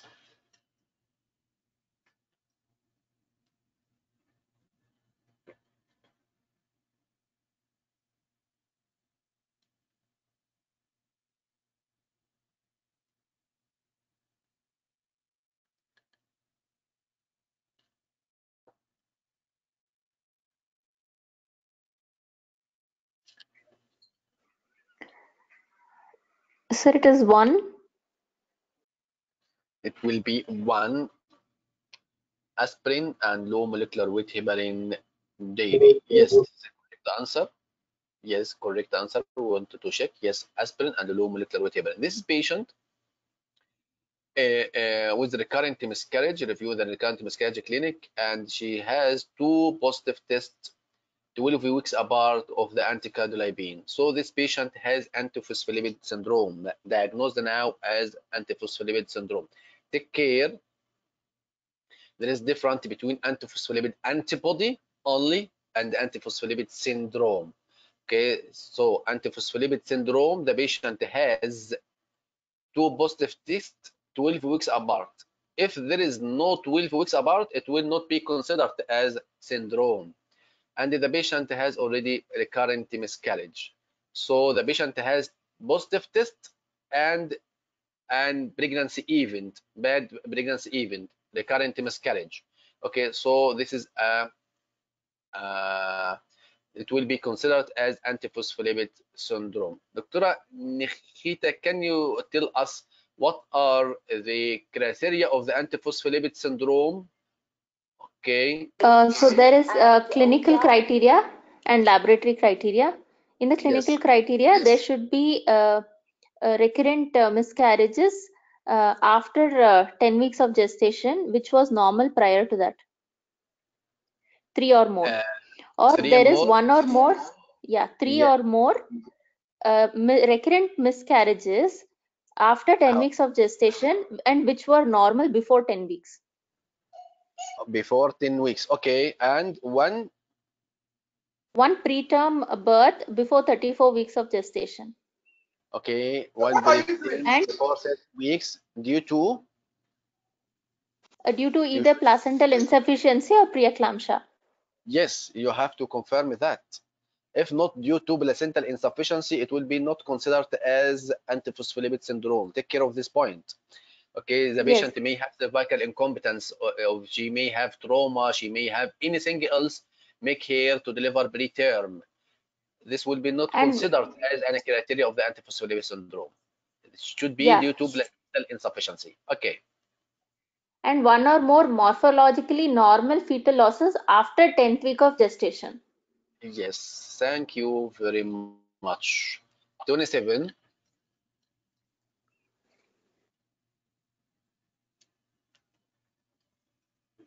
I have an inquiry here. So it should be a 3 recurrent miscarriage or more less than 10 weeks, right? Yes, less than 10 weeks.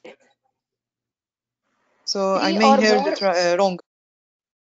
3 or more consecutive miscarriages before 10 weeks of gestation. Before 10 weeks, yes, the same. Yes, agree, yes. Okay, Dr. Sarah, thank you. I have 27. Dr. Everest? Yes, sir. In the previous question, sir, you mentioned something about the antiphospholipid syndrome with the time duration. So I did not understand that. Antiphospholipid syndrome and the what? And you said you stated something with about the time duration, sir. That is the difference between the antiphospholipid syndrome and antibodies. That's what you said. I didn't understand that point. Yes, the difference is if you have the test, the laboratory test only, and you don't have any pregnancy event, so the patient don't have a miscarriage before 10 weeks or after 10 weeks, or don't have preterm labor, it will be considered only antiphospholipid antibody. Okay, will not considered here antiphospholipid syndrome. So we will not give the patient the aspirin and low molecular weight heparin, as it will be considered as antiphospholipid antibody only.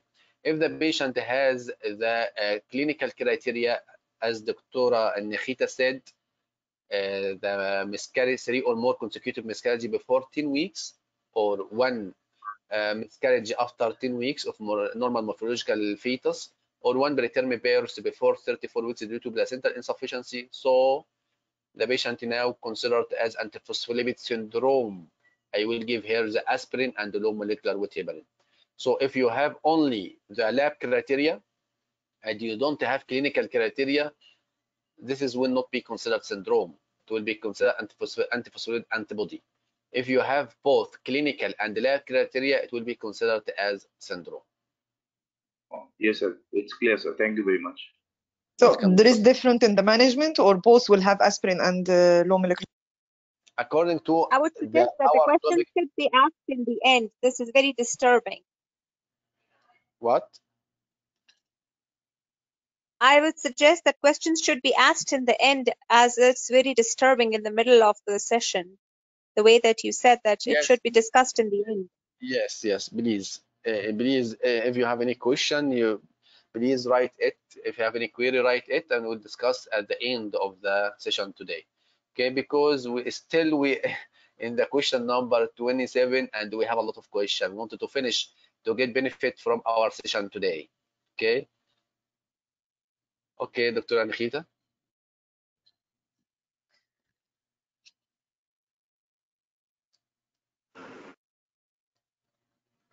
It will be 5. Hello. Repeat ultrasound scan in a minimum of 7 days.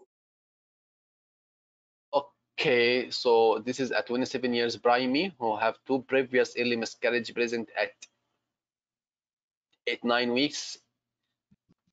With BV spotting, examination is normal, ultrasound show fetus crown rumble length 9 millimeter, no fetal heartbeat is present, and this confirmed So in by further the to what we discussed earlier, so on TVS, if CRL is more than 7 mm, then we take a second opinion which has already been taken for the viability, and or we do a second scan a minimum of 7 days later. So that will be the answer here, number 5. Excellent.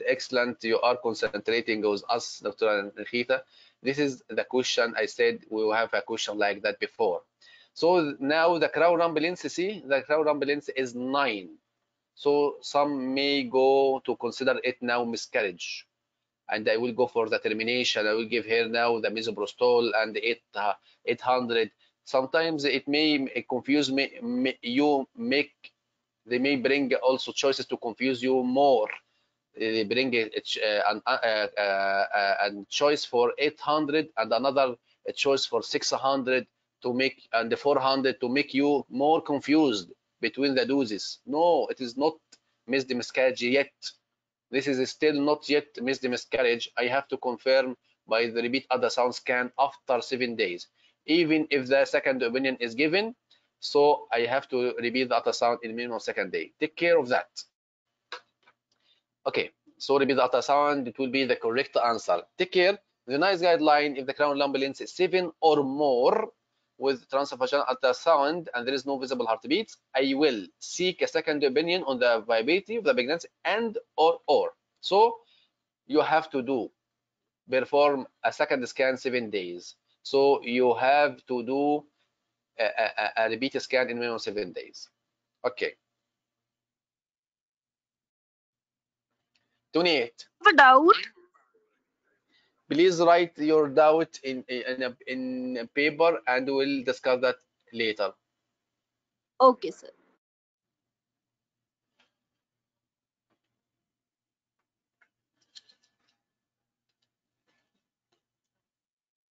So I'll go with 4.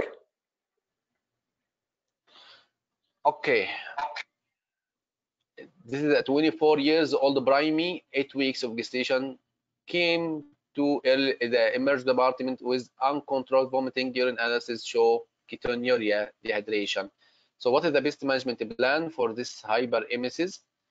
This you said ultrasound be replaced with rehydration normal say. Excellent. It will be the True, but if she is admitting, then we also give low molecular weight heparin, that is very important, along with ultrasound, antiemetics, vitamin B1, that is thiamine replacement, rehydration with normal saline.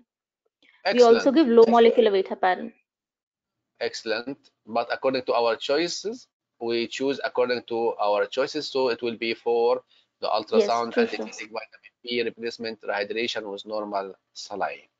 Okay, in case of hyperemesis on the ultrasound, okay, an ultrasound should be performed. Why we would do ultrasound, Dr. Nkhita? So hyperemesis, when it is there, we usually suspect that if there is any molar pregnancy or if there's any multiple pregnancy, to know what is the cause for hyperemesis, we do ultrasound. It might be normal as well. Antiemetics for her vomiting, vitamin B1 replacement, because or else they can go into wernicke's and cephalopathy. Rehydration with normal saline, because one of the criteria for hyperemesis will be dehydration, and also low molecular weight heparin. Okay, can you categorize the antiemetic for me to mention some of the antiemetic? Sure. So the antiemetics will be first line and second line. The first line, the most commonly used drug will be cyclizine, 50 milligrams TID, and then second option will be chlorpromazine, and then chlorpromazine, and the second line will be domperidone, metoclopramide, and ondansetron. Okay, the third line. What is the third? Those people who don't want to take medical management can go for alternative treatments like ginger. No. Steroids. Steroids. Hydrocortisone 100 mg twice is given, and later it is converted to oral form. Methylprednisolone 40 to 60 mg. Okay, thank you.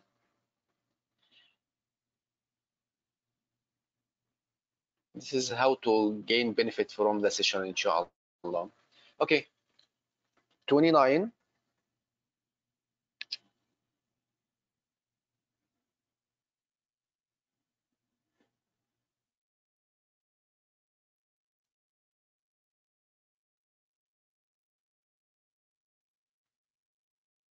So this is ultrasound is TVS or TAS? Okay, anything ultrasound. Ultrasound show intertrying gestational sac of 20 millimeter, no fetal pool. Pregnancy with unknown viability. Yes, this is pregnancy of unknown viability. This question came before in the exam in 2016. Okay, this is pregnancy of unknown viability, and as we said before, according to the NICE guideline, if the mean gestational sac diameter less than 25 with the transvaginal ultrasound scan and there is no fetal pool, we'll do the scan, perform another scan in a minimum 7 days before making diagnosis. And if the mean gestational sac diameter 25 or more, take care of that, like the crown rump length. 25 or more using the transvaginal ultrasound and there is no fetal pool, I will seek an opinion or also perform a second scan minimum 7 days. So in both you have to repeat the scan in a minimum 7 days. Okay, 30.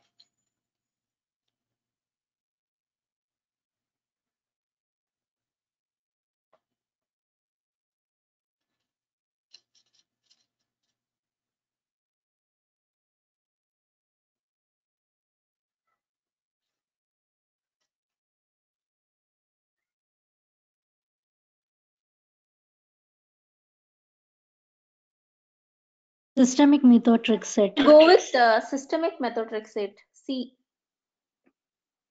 Excuse me, who answer? We are waiting for Dr. Nikhita to answer, please. Okay, to make the session more organized. Okay, so systemic methotrexate.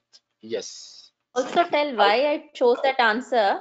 One is the size. The size is less than 35 mm, which is 20 mm in this case, and there is no hemoperitoneum suggested by no fluid in POD, and the beta HCG is 2300. So any beta HCG between 1500 to 5000 where there is no pain and where the patient is stable and where there's no heartbeat and when there's a diameter of less than 35 mm, we can go for systemic methotrexate. Am I correct, sir? Yes, excellent, excellent. This is how to justify yourself, and this is a correct answer. Give here the systemic methotrexate. Also, this was a question in the recall before.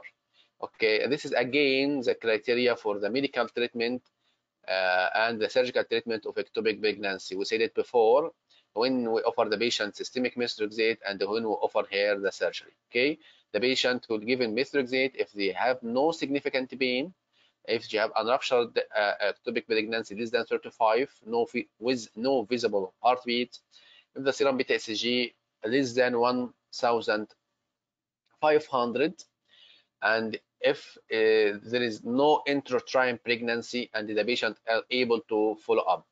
And as I said before, don't give the methotrexate in the first visit unless you are sure of the definitive diagnosis, because it may be a pregnancy of unknown location and the pregnancy, intrauterine pregnancy, will appear later in the uterus. Okay. So just to classify, sir, can I just add that if the beta HCG is less than 1000, she is fit for expectant management. Between 1500 and 5000, she is fit for methotrexate, and more than 5000, she should go for surgery. Yes, yes. I bring here the criteria for the medical treatment, and here the criteria of the surgical treatment. I wrote before, or I posted before, the criteria for the conservative or expectant management. The patient will be reasonable or suitable for her the surgical management if she has severe pain, significant pain, or the mass more than 35, if she has visible heartbeats on the ultrasound, the serum beta HCG is more than 5,000. If the beta HCG between 1,500 and 5,000, so counsel the patient about the two options. The patient can offer the two options and the patient can choose. Okay. Thank you. Thank you, Dr. Nikita. Thank you, sir. Thank you so much. Thank you. Dr. Nermeen, are you with us? Nermeen.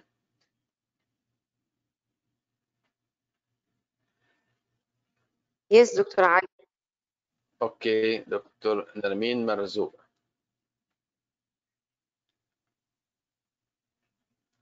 This is your question.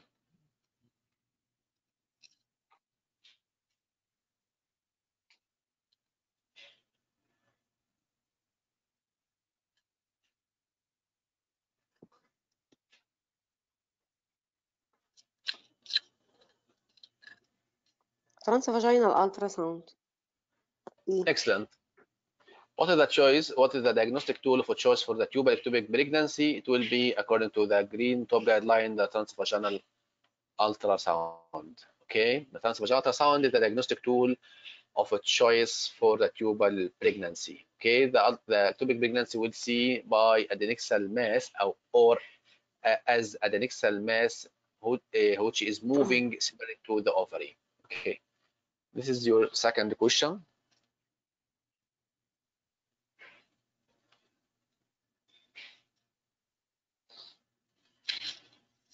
1 to 6. Okay, interstitial ectopic pregnancy occur in the interstitial portion will be 1 in 6. Yes, this is a correct answer according also to the green top guideline that interstitial pregnancy may happen in about 1 to 6 of the ectopic pregnancy. Okay, this is a straightforward question, so we'll go to the 33.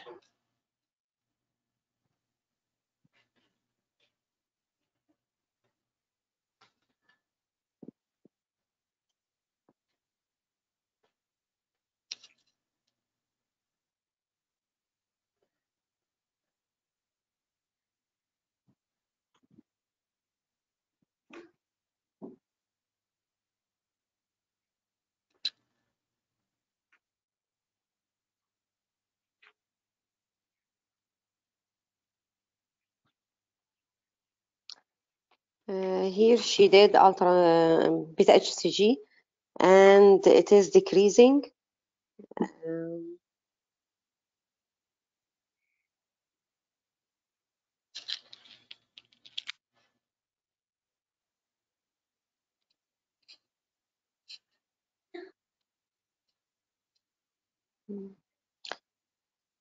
I am confused between D and E.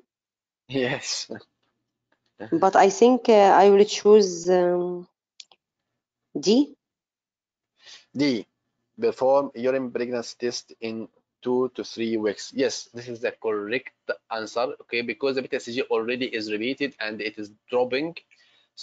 So if there is drop of the beta HCG, this is pregnancy of unknown location.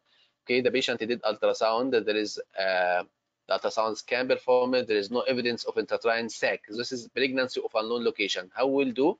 We'll monitor the patient by beta HCG. Do the beta HCG and repeat it after 48 hours, and according to the reading, we'll advise the patient. The patient has drop of the beta HCG. So if the patient has drop of the beta HCG, ask her to do urine pregnancy test 14 days after the second serum, after the second test of the beta HCG. So for this patient, I will ask the patient to do pregnancy test again in 2 to 3 weeks. Okay, so this is according to the NICE guideline. If the patient has drop of the beta HCG is more than 15%, so I will advise the patient. Sorry, this is 50%. So I will advise the patient that it is unlikely to continue, and I will advise her to repeat the urine pregnancy test in 14 days. In 14 days. Also, there is a TOG. There is TOG of the role of the ultrasound in the diagnosis of management of early pregnancy complication. How to manage pregnancy of unknown location. How to manage the patient with pregnancy of unknown location. Look in this arrow. If the patient hemodynamically stable and pain-free, like our patient today, offer here expectant management. I will do the beta HCG after on day 0 and repeat it after 48 hours. If there is a decrease of the beta HCG, more than 13% or less than 13%, I will do again the urine pregnancy test in 2 weeks. Do the urine pregnancy test again, okay, in 2 weeks. But if there is increase of the beta HCG more than 66%, I will advise the patient that it will be considered as healthy. That it will be mostly healthy pregnancy, and I will repeat the scan. I will repeat the scan on after 7 days. So if there is decrease of the beta HCG, I will do urine pregnancy test after 2 weeks. If there is increase, I will repeat the scan. So don't confuse, concentrate on your choices. If there is decrease, I will do urine pregnancy test in 2 to 3 weeks. If there is increase by 66%, or according to the NICE, it was 63%. So I will repeat the scan after 7 days. Okay.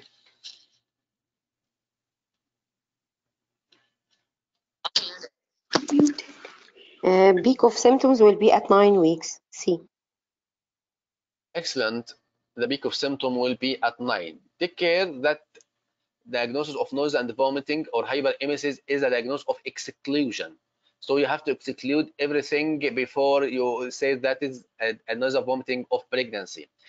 And the onset of nausea vomiting occurs mostly in the first trimester. If it happened after 9 plus 6 days, it may be any other cause.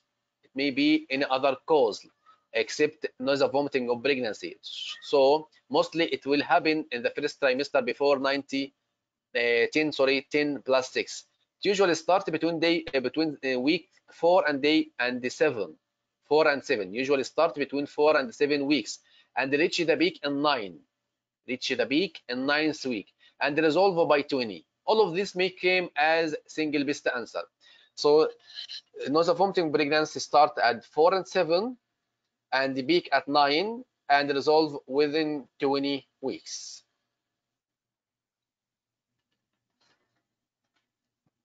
This question? Yes.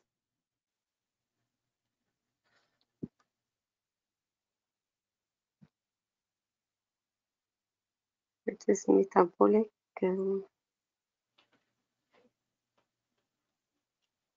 Metabolic alkalosis. Excellent. It will be metabolic alkalosis. Yes, by your mind, the patient is vomiting, so it will lose the gastric acid. So it will what will happen? It will be metabolic alkalosis.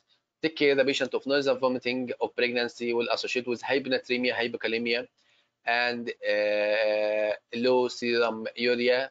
It may have raised hematocrit. Okay, due to loss of the fluid and ketonuria and metabolic alkalosis.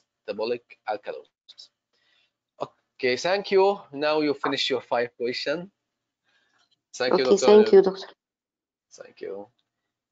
Okay, Dr. Rosa.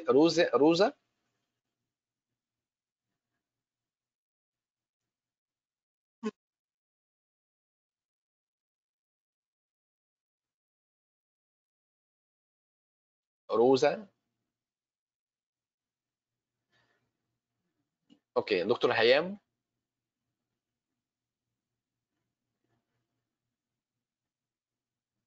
Can I ask a question?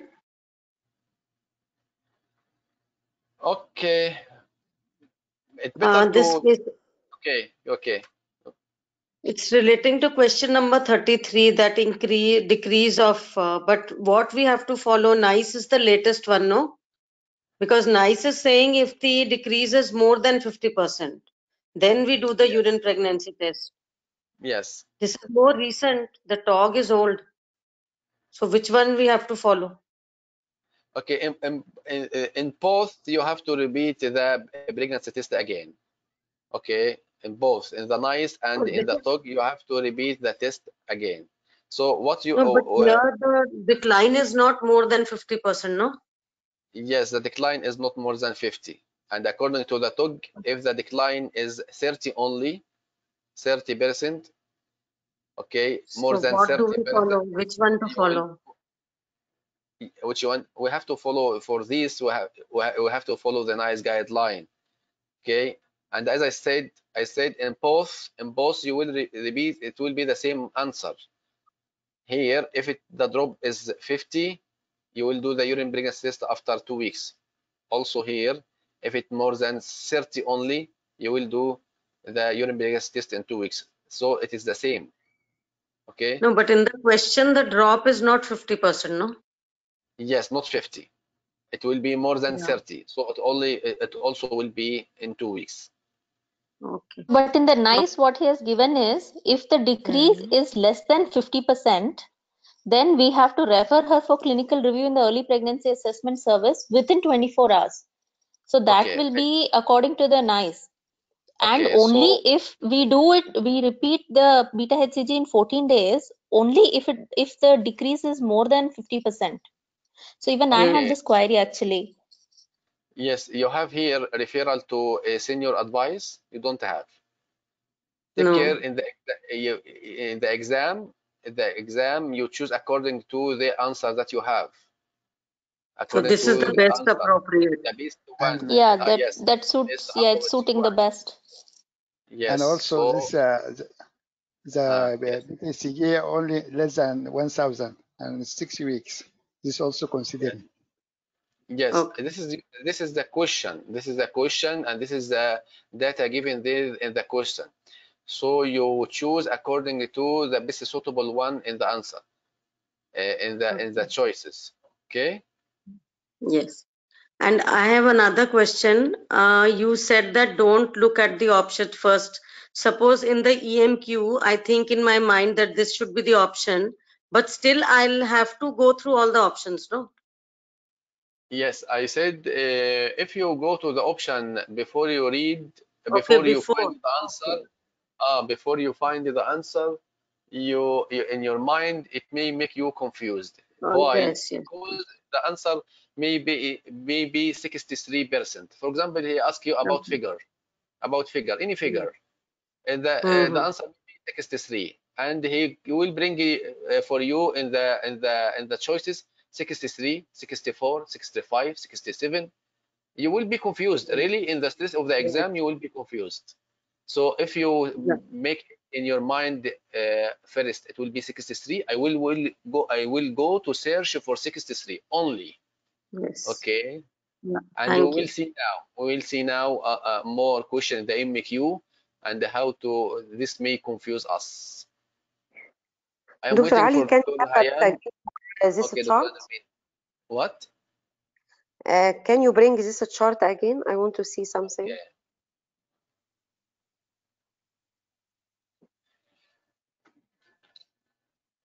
I am waiting, Dr. Hayam. Dr. Hayam is us, or we'll go to another colleague. Sorry, if you could. Sir, can I kindly- volunteer for the question? Our answer is going with this chart. It is okay. Yes, I said it is okay according to the chart. Okay. It's also go with the chart. Yes. So if you could kindly enlarge the chart, so it's quite difficult to read those small letters. I will post this tag. Okay. If it is small for you to read these figures, I will post this tag. Okay. And I'm here already. I wrote the name of the tag here, and I will post. Really, I will post the session today, inshallah. So you have the name of the tag, and also I will post the tag on the group. No problem. Okay, Dr. Jonathia. Dr. Hayam is not available. Yes. Can I answer? Yes, Dr. Ariza, I am waiting for you. You are here now?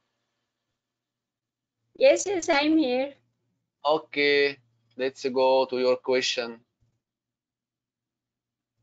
This is your question.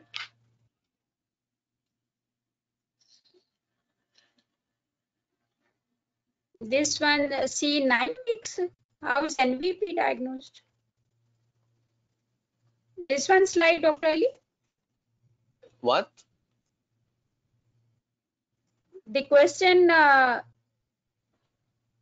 is the question? This is a slide about NVP diagnosed. This is like evidence slide I can see. No question appearing. Yes, this is your question to answer now. You wanted to share with us? Yes, yes, I want to share, but I cannot see the question. Zoom out. Delay in Zoom the out. slide. You must have zoomed in. Zoom out your screen.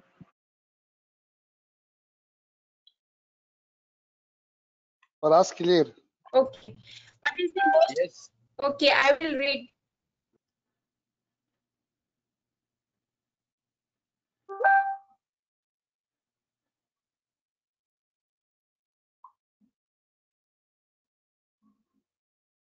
The answer is B.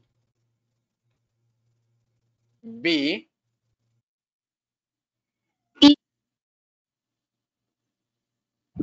E. I think E is correct answer. E. Most appropriate solution. What is? Read the question again, please. What is the most appropriate solution for the intravenous rehydration in women with nausea, vomiting of pregnancy? So it will be B.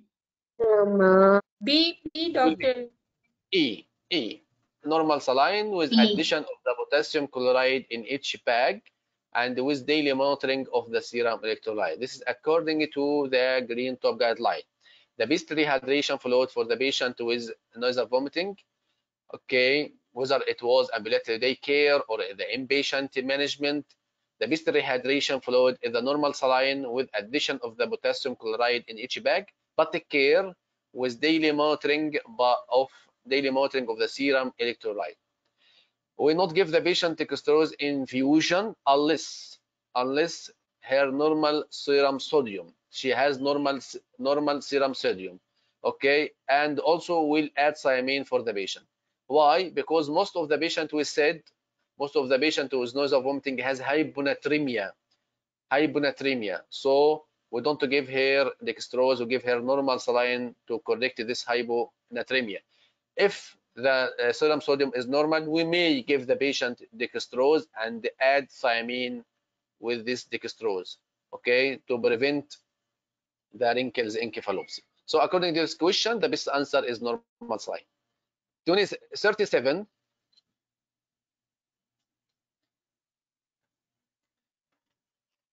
This is one of the example, excuse me, this is one of the best example. If you read the choices before you find the answer in your mind, you may make you confused. So try to find the answer in your mind first, and I will go to search.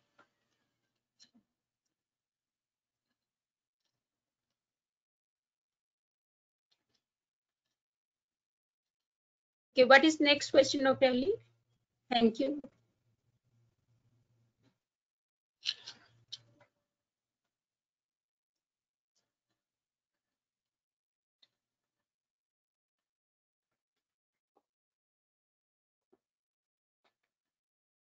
Dr. Ali, next question. I posted already, Dr. Ariza. This is the one. I think you have I problem think the in net, yeah, slow net. Mhm.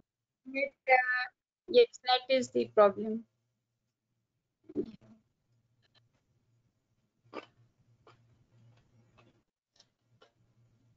Can I answer, Dr. Ali? Yes, no problem. If anyone can see question, can answer, no problem. Okay, thank you, Dr. Ariza. We can find another Sir, can I doctor. answer? There is Can I male answer, doctor sir? talk to me now. Who is Yes, the yes. one? Sir, Doctor? can I answer? Dr. I what? am Dr. Ali. Ali. Okay, Dr. Ali, welcome. I called you before. Okay. Dr. Ali was us. Okay. This answer B. Answer B. What are electrolyte imbalance and 5% weight loss from the pre-pregnancy and dehydration? Yes, excellent. What are the triad of hyperemesis gravidarum? Okay, it is severe nausea, vomiting, and electrolyte imbalance, 5% weight loss from the pre-pregnancy weight, and dehydration. Okay, take care of that. Okay, some may confused with the dehydration and the ketonuria. No, it will be dehydration. 5% or 2%? No, 5%. So as I said before, search in the answer in your mind and go to the choices to choose. Okay, 38.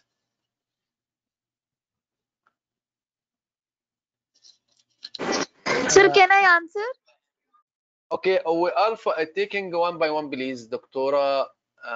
Sarah, I think. Dr. Sarah, one that talked. So now we will finish Dr. Ali. Dr. Ali will take 5 questions. Okay. About this, I am not sure, but I think C, 50%. Okay, what the proportion of the woman with hyperemesis gravidarum have abnormal thyroid function test or biochemical thyrotoxicosis? This is about, you said 50. No, it will be 66%. So the answer will be D. Okay, according to the Green Top guideline, about 2/3 of the patient with hyperemesis gravidarum will have abnormal thyroid function test, and this is due to the structure similarity between the TSH and the beta HCG. So the patient will have biochemical thyrotoxicosis with free thyroxine will be raised, but the TSH may be normal or sometimes it may be suppressed. Take care, the patient will be euthyroid. Clinically, it will be euthyroid.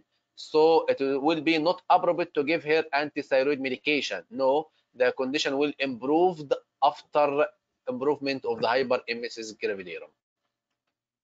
39.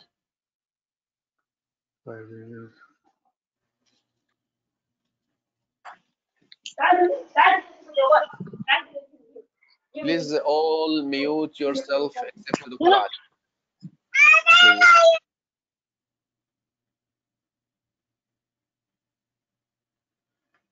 Okay.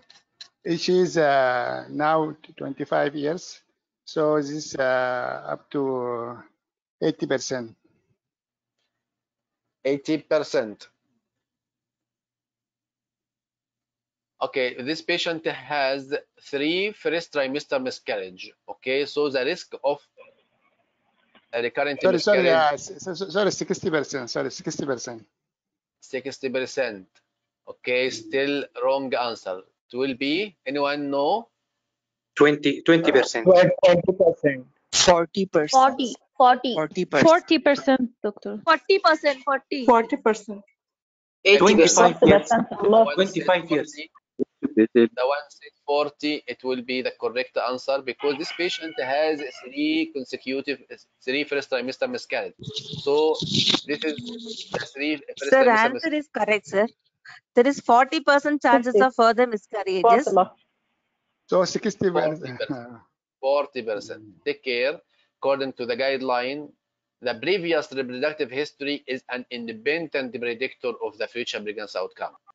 So the risk of the further miscarriage increase after each successive pregnancy loss, reaching about 40% after 3 consecutive pregnancy loss. It is one of the most important figure in our curriculum. Dr. So Ali, the question is about survival loss. Fatal miscarriage 40%. So Successful success should be pregnancy. 60% should be. What? 60 is the answer. The risk of fatal abortion 40%. So the success should be 60. Answer C. No, this is the risk, the success of the future pregnancy. Take care. The risk of the further miscarriage increase after each reach approximately 40% after 3. The risk of further miscarriage increase after each the question is opposite this. The question is opposite this. The question opposite success. That is success. Wilson. Okay, so the question now. This question is about successful pregnancy, sir. The success of pregnancy. Yes. After 3 miscarriages, 40% of miscarriage. So yes. Success is 60. No, sir. Yes, I am with you. So I will correct that one.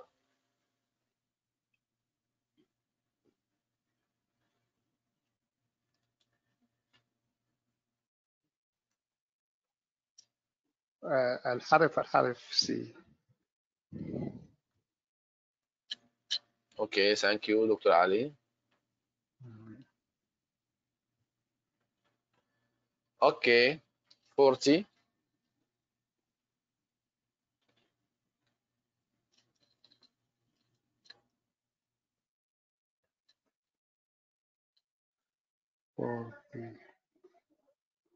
The proportion of the recurrent miscarriage will be bound to occurrence chromosomal translocation if the blood is performed. Also not sure, but I think B by guessing only. The parent will have balanced chromosomal translocation. If peripheral blood karyotyping done, it will be 1 A, 2%. Okay, according to the green top guideline, 2 to 5% of the couple with the current miscarriage will have this translocation, balanced translocation. Okay, thank you, Dr. Ali. Okay, thanks. Okay, we are called Dr. Hayam and she not answered. Dr. Junaitha not answer. Okay, so who wanted to share with us more? Sir, myself, Dr. Junaitha. Sir, can I Junaitha, answer, okay, sir? Junaitha, you are here. Ankita. Okay, okay, Dr. Dr. Tania. Okay, it will be and Dr. Tania. Okay, it will be Ankita and Tania after Dr. Junaitha. Okay, inshallah. Bismillah. Okay.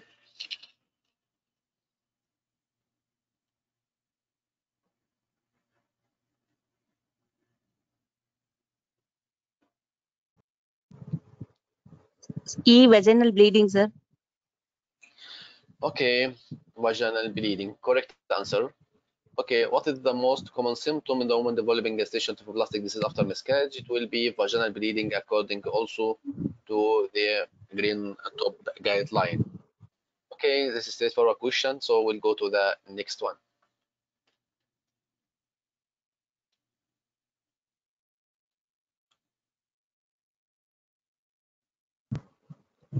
Anti-D is not required for complete molar pregnancy, sir, as there is no fetal parts.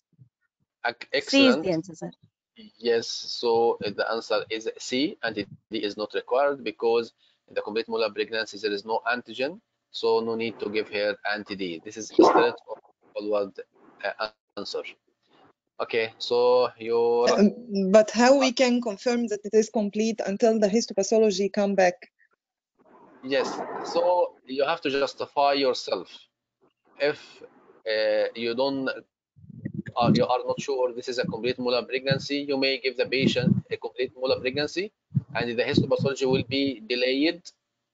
So in the guideline, they rate with time frame, with appropriate time frame. So if the histopathology will be delayed and you are not sure, you can give the patient anti-D, but you have to justify yourself. Okay, but it is clear now that the histopathology came clear that and the patient has complete molar pregnancy, so no need to give her. The question is clear.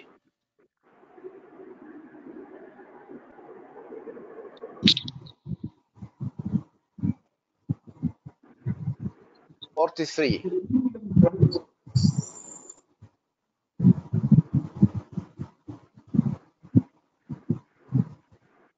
43. 43, yes. Fourth pregnancy loss in the mid trimester.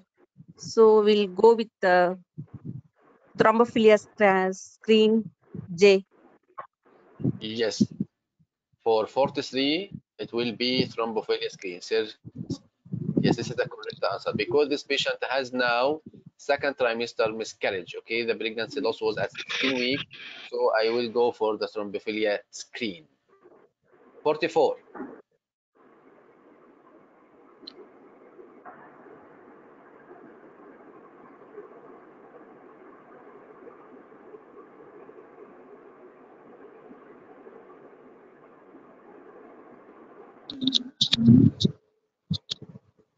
44 pelvic ultrasound scan, sir.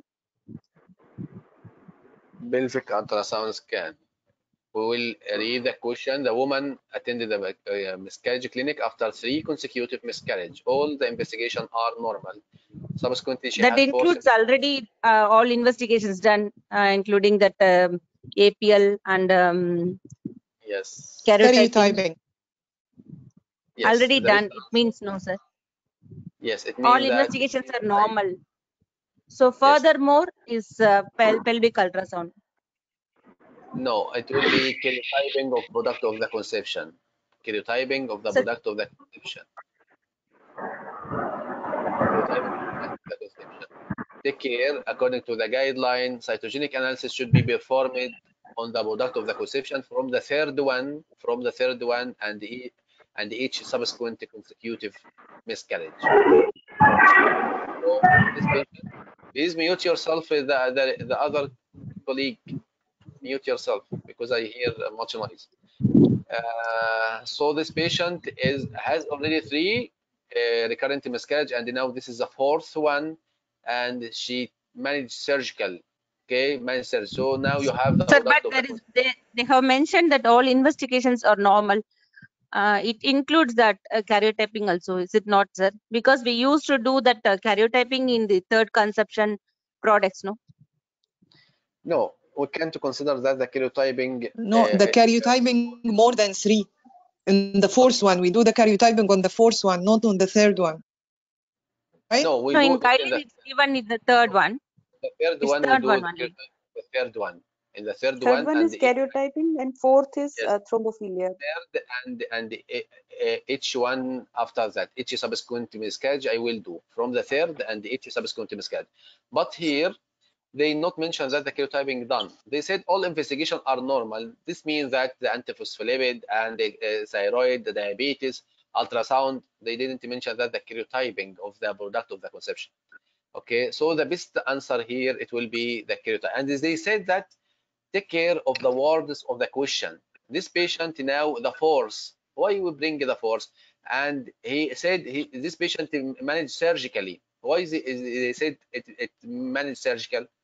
Because if it's medical and at home there is no product of the conception, you will send for the karyotyping. So take care of the words of the question.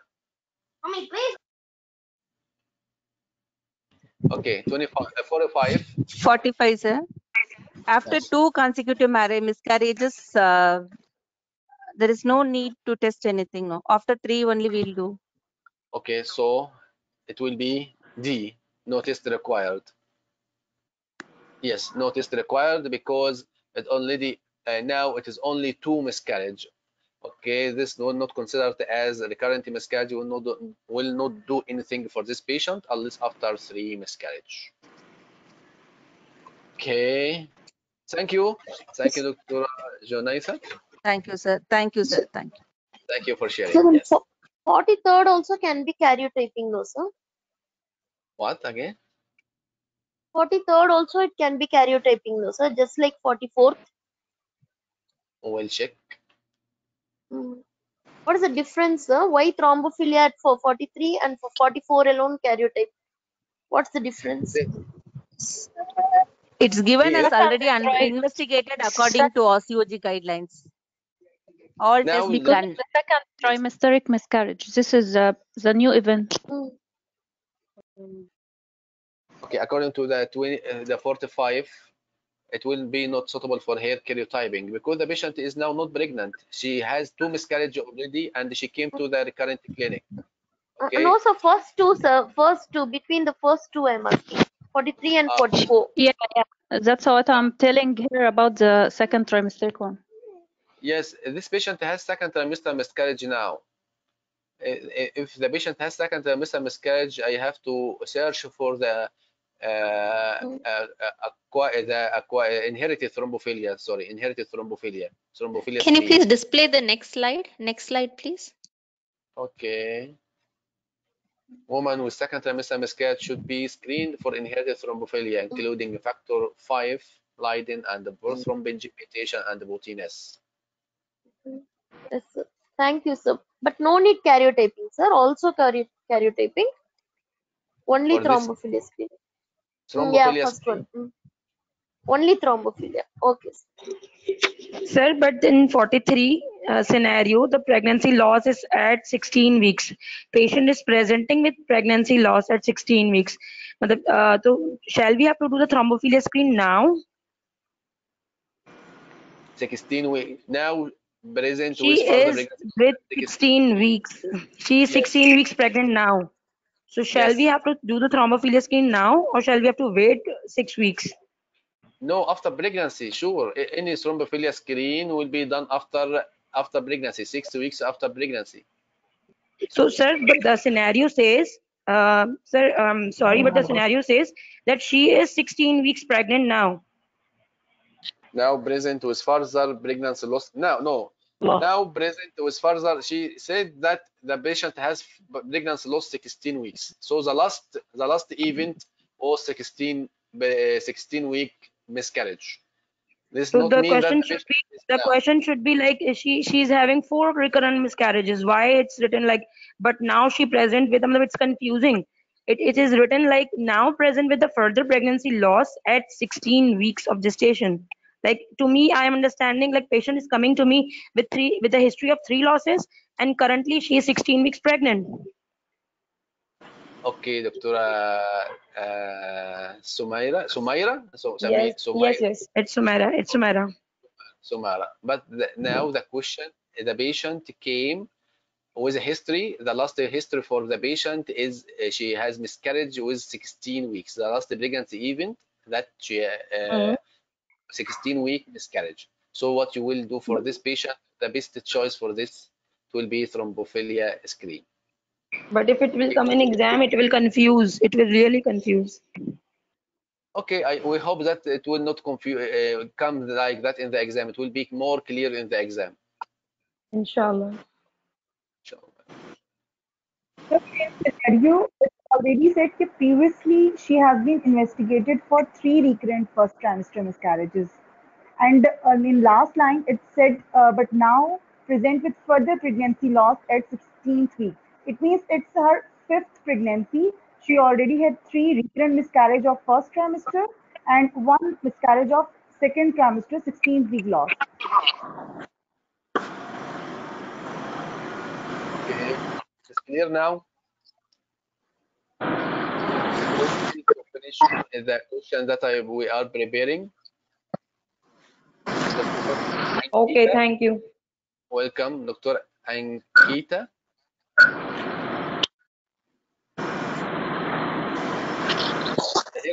Dr. Shahira, please mute yourself.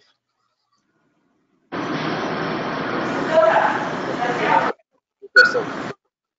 Dr. Shahira. الو السلام عليكم. عليكم السلام. انا دكتوره شهيره. اهلا وسهلا دكتور شهيره. ممكن to mute yourself please. اوكي. دكتوره شهيره عبد الله. Okay, دكتور شهيره. Okay. Okay, Dr. Ankita, you are with us? No, this is the first time. Here. Ankita. Yes, Ankita. Your voice not clear, sorry. Okay, Ankita. Yes, sir. Ankita. Okay.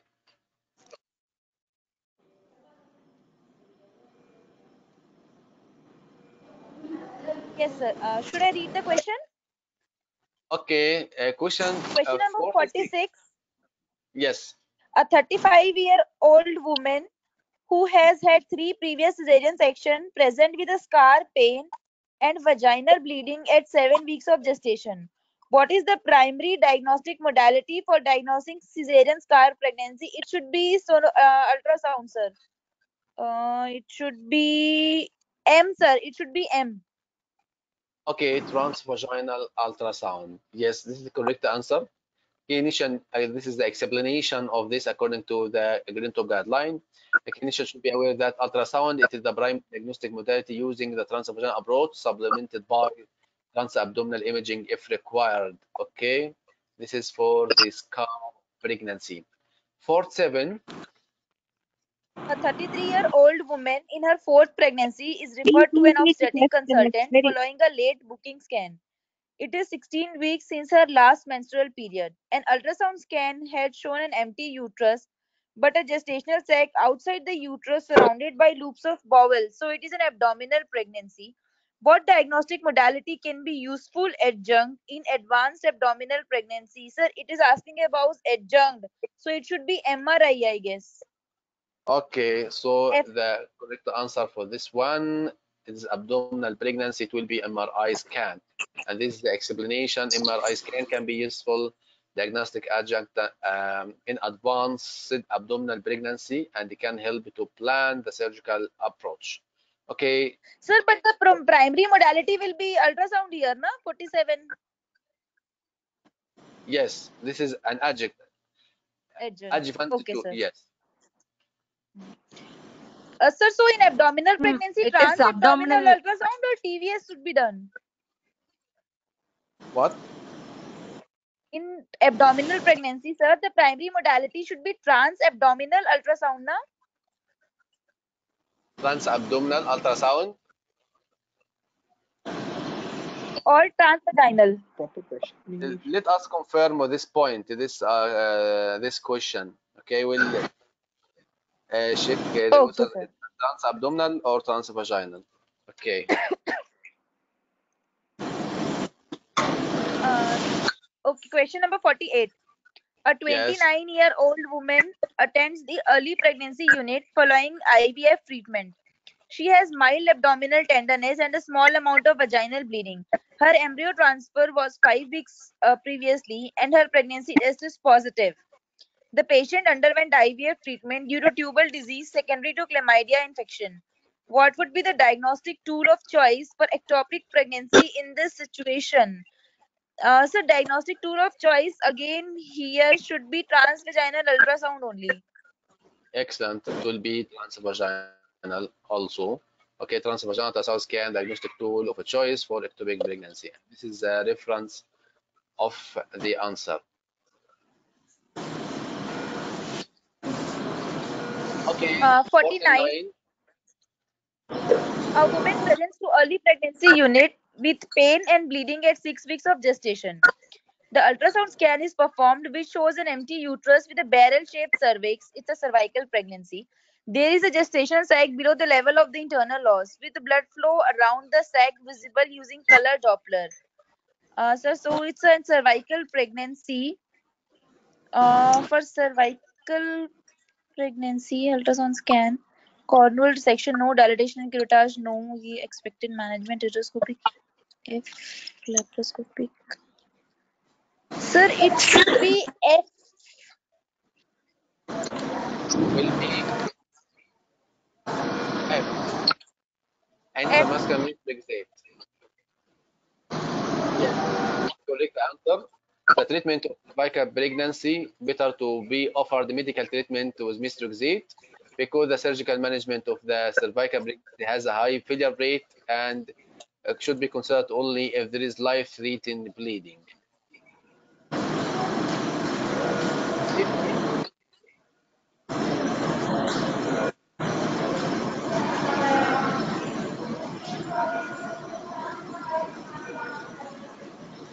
Question number 50, sir. A Yes. woman with a history of left ectopic pregnancy managed by salpingotomy attends the early pregnancy unit with right-sided pain and vaginal bleeding. It is 7 weeks since her last menstrual period. A transvaginal ultrasound scan demonstrates a mass in the right adnexa, which is tender. Her serum beta HCG is 7,800. It's an ectopic pregnancy. So it should be laparoscopy. The woman history of left ectopic pregnancy by salpingotomy. Left, right adnexa. Sir, it should be laparoscopic salpingotomy again. Excellent. Excellent. Salpingotomy again because the patient has right salpingotomy before, so laparoscopic salpingotomy again. Refer to open approach. It will in the woman with a history of fertility-reducing factor such as previous ectopic, contractile tubal damage, previous abdominal surgery, previous PID, salpingotomy will be considered. Okay. Thank you. We will go to Dr. Taniha, I think. Okay, thank you, sir. Yes, sir. Tania, yes, Dr. Tania. Yes, sir. A woman with a previous history of ectopic pregnancy attends the early pregnancy unit for a reassurance scan at 7 weeks of gestation. She has no symptom. A TPS shows an empty uterus but a 32 millimeter left adnexal cystic mass separated from the ovary. A yolk sac and fetal pole are seen, but there is no fetal heartbeat. There is no free fluid. Heartbeat ECG 3500. This is repeated 48 hours later, and it is 3800 international unit per liter. As empty uterus and left adnexal cystic mass separated from ovary. Sir, I would request the colleague who is attending this that they shouldn't be speaking the question out loud because it confuses us. It's better if they are reading it in their heart so we can concentrate on our own questions. And that's much better. Yes. Okay, Thank you. sure. Okay, so Dr. Tanya, please, in the next question, you will read the question in your heart. Okay. So the answer now for 51. I'm waiting for the answer.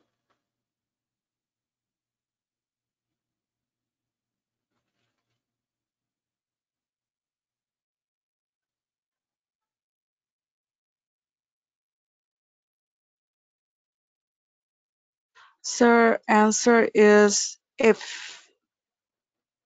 Good. Don't hesitate. It will be F, intramuscular methotrexate again. Okay. It will be F, intramuscular methotrexate. Okay. The first line treatment for women who are able to come for follow-up, no significant pain, the mass less than 35, beta HCG between 1,500 and 5,000, no intraterm pregnancy, and expectant management not be an option for this patient because the beta HCG is rising. Okay, so intramuscular methotrexate, this patient has ectopic pregnancy and they have a criteria of medical management. Okay, 52. What is 52? Yes.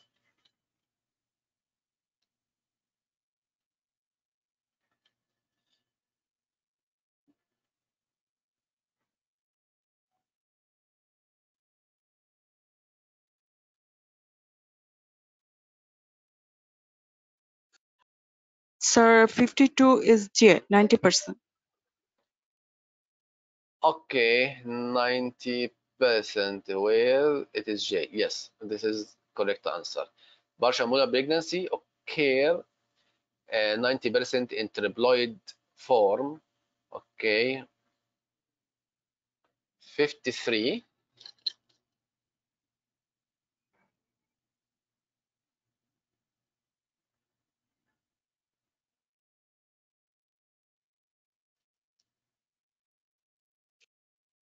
Cervical pregnancy, 53 is probably A.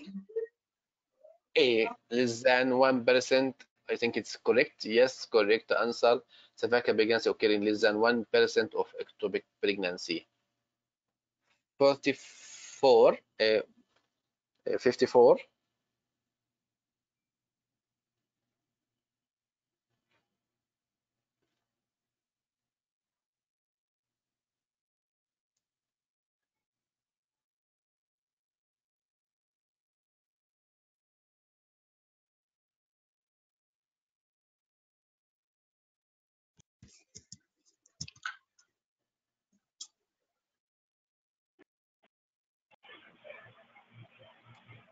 Sir, 50%. It will be 25. F. C. yes. It will be C, 25%. And this is of the table of the risk according to the age. If the patient between 35 to 39, the risk it will be 1 in 4, 25%. 40 to 45, it will be 1 in 2. 51%. More than 45, it will be 93%. Okay. Question 55.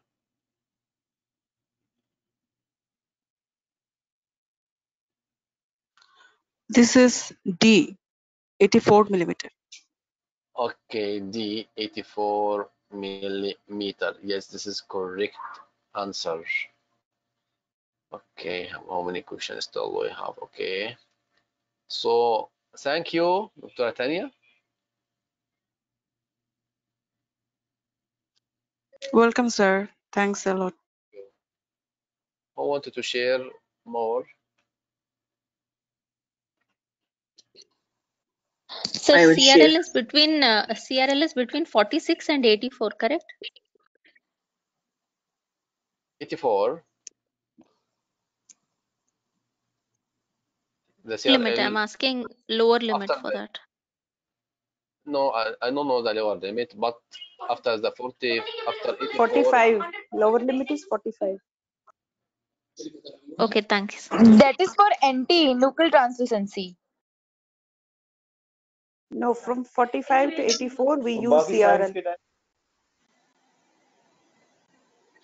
Okay, Yes, that's who wanted to correct. share 45 to us 84. more? We are waiting for more one colleague. I can share. Okay, Dr. Hassan. Okay. Yes, sure. You are Salam with us alaikum. now. Alaikum salam. Okay, question 56.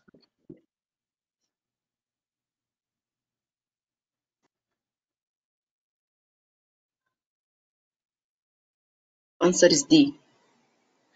D, it will be chronic villus thumb lesion performed between 11 and 30 plus 6. Yes, correct answer.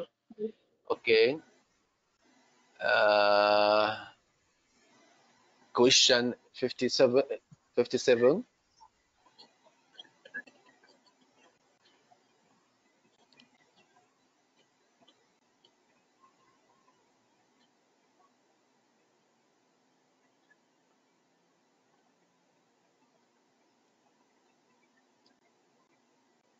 The answer is C. C, supportive treatment for nausea, vomiting, and check the antibody. Yes, this is correct. Okay, take care of the difference between the Graves' disease in pregnancy can make you confused between the gestational hyperthyroidism.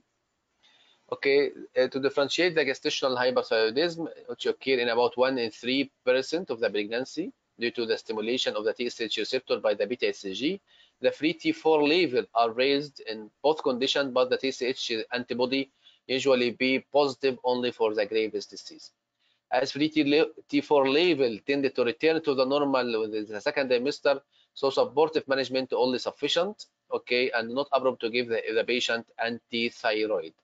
Okay, this is the TSH reference according to the trimester. In the first trimester, it will be 0.1, in the second trimester 0.2, and third trimester 0.3.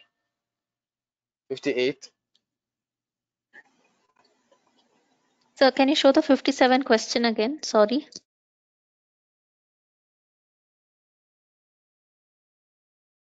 Yeah, thank you, sir. Proceed.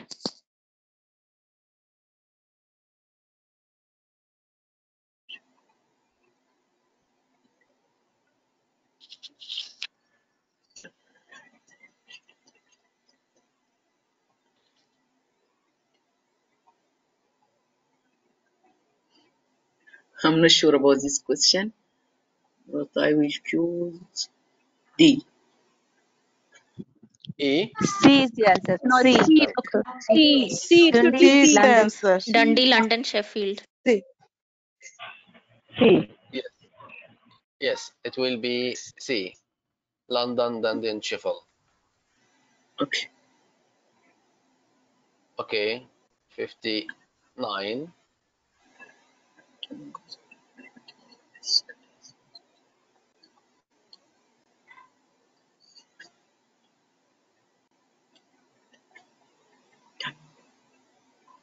B.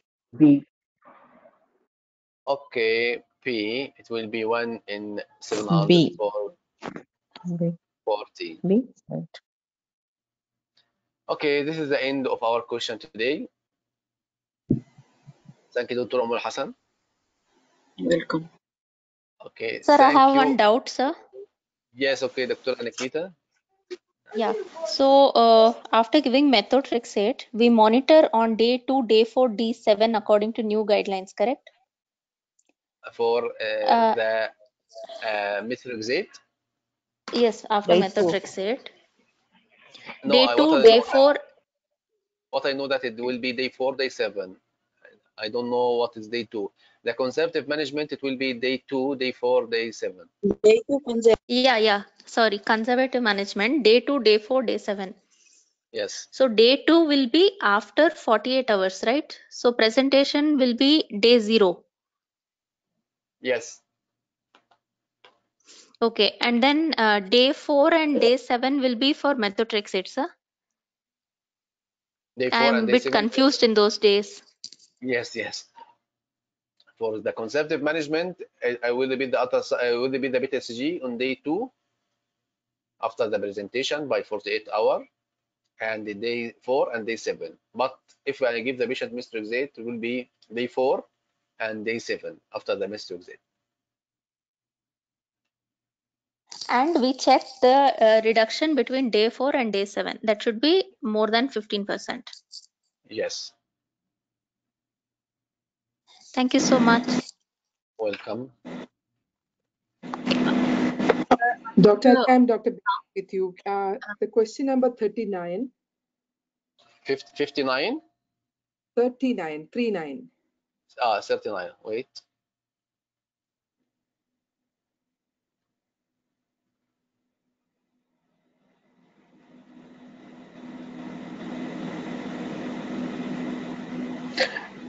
Here my doubt is, doctor, they have mentioned the age 25-year-old.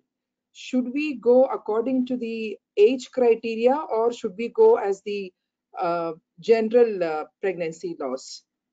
Yes, this is a tricky question. Okay, if we go for the 25%, what will be the risk of success for this patient? How much? It will be 12, I think. It will be how much? Is that go to the risk according to the age? We'll check. 15. 15. It will be 12, I think. Sorry, will but be it's not right to go according to the age, It's because not it's just recurrent pregnancy. risk of the risk miscarriage, of the like miscarriage. overall risk, not the risk of the miscarriage for lady with recurrent miscarriages already. So it's a different question. That's why it's not applicable at all. Don't make a problem for yourself. Okay, don't make your mind make a problem for yourself. The question is clear. Okay, this patient had 3 first trimester miscarriage. During the consultation, she inquired about her chance of successful pregnancy. So it seems that this is a risk. This is a risk. The patient afraid from this risk. The patient 25% will not come ask about the risk of the age. Sure. Okay, the patient will come ask about the risk of her previous miscarriage. She has 3. So don't make a problem for yourself in the exam. The question in the exam will come clear. Okay, it will be lengthy, tricky, but he will not put 2 things to make you confused. No. Okay. All right, doctor. Thank you. Welcome. And question number 26, doctor. 26. 26. Okay.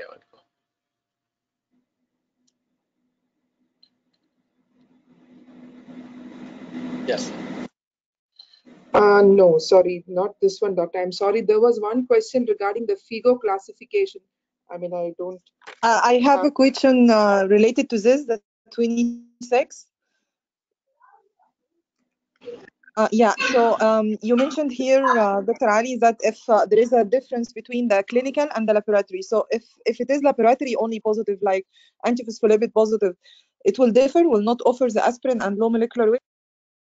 No, yeah, this is well not management of the as antiphospholipid syndrome. The patient came with antiphospholipid antibody only positive, No, and the patient is pregnant, and each time she will have full term and no pregnancy complication. Don't give her anything. She came with the antibody positive and no, she didn't get pregnant yet. Will not offer her or plan for her aspirin and low molecular weight. No, for this recurrent miscarriage, no. If she has antiphospholipid antibody and she doesn't have any risk factor again, any clinical risk factor, I will not give her this low molecular weight heparin and aspirin. It will be not considered as antiphospholipid syndrome.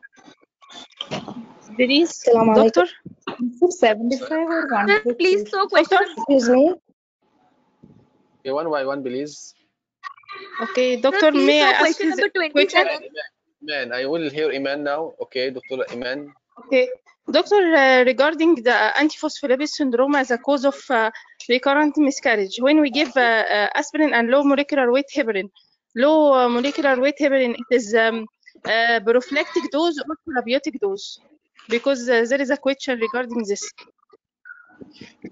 Low molecular weight heparin, prophylactic dose or therapeutic dose? It is a tricky question. I think it will be. I will search for this question, Iman, really. But I will consider prophylactic. Yes, sir, it's Excuse me. prophylactic. Therapeutic dose is only when patient is having the history of thromboembolism. Dr. Danish, okay, please make your voice clear. Excuse me.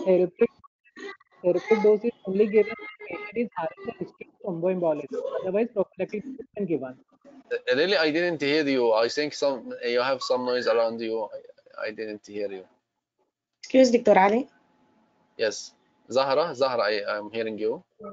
Can you repeat the question 57? 57, okay. Sir, please repeat 27, sir. Question number 27. Yes, sir, 27. Okay, wait, Bess, wait. Yes. Previous slide, sir, 27. Dr. Ali, would you Okay, mind to 27, give sir. us the lecture as a PDF to revise it for yes, temporary exam? sure. Yes, inshallah, I will post Thank it you. as a. Excuse me. Can you know me the explanation for 57?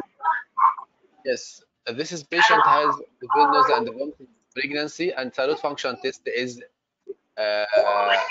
which is normal, but the free So there is lot of disturbance. There's increase. lot of disturbance here. Please mute yourself. Remaining mute yourself. Okay, so this patient, what is the most appropriate management plan for this patient? This patient all have nausea vomiting, and as we said before, the patient with nausea vomiting may have biochemical thyrotoxicosis. So you may find that this patient has increased free T4. So not appropriate to give her anti-thyroid medication. No, you will treat the nausea vomiting first by the supportive treatment, and the patient will respond. The patient will, after that, the thyroid function test will be corrected because there is a clinical structural similarity between the TSH, as you know, and the beta ECG. Okay, but we wanted to know because this patient has her first pregnancy and we don't know whether this Graves' disease or no. So you may ask for the antibody. I hear much Sir, noise. please can you ask rest of them to mute themselves? Yes, mute yourself, please. So to differentiate it between Graves' disease, make the TSH receptor antibody. It is the only test will differentiate between biochemical cytotoxicosis and Graves' disease. So you were talking about APLA, antiphospholipid antibody and antiphospholipid antibody syndrome. So is the treatment different for these two entities? Yes, as I said before, a syndrome, I will treat it by the aspirin and the low molecular weight heparin according to the recurrent miscarriage. But if there is antibody only, and there is no pregnancy event, no clinical event, so I will not treat this patient. Why I will treat her? We'll not give her any treatment. No aspirin and no low molecular weight No heparin. recommendation for that. Yes, no recommendation to give the patient only with antibody any treatment unless she has a pregnant event. Okay, sir. Okay, Thank you. thank you for all of you. Inshallah, I will post this Sir, please, session. I have a last question, sir. Ankita, okay, please quickly. Yes, sir. Question number 27, sir. 27. Okay, I will go 27.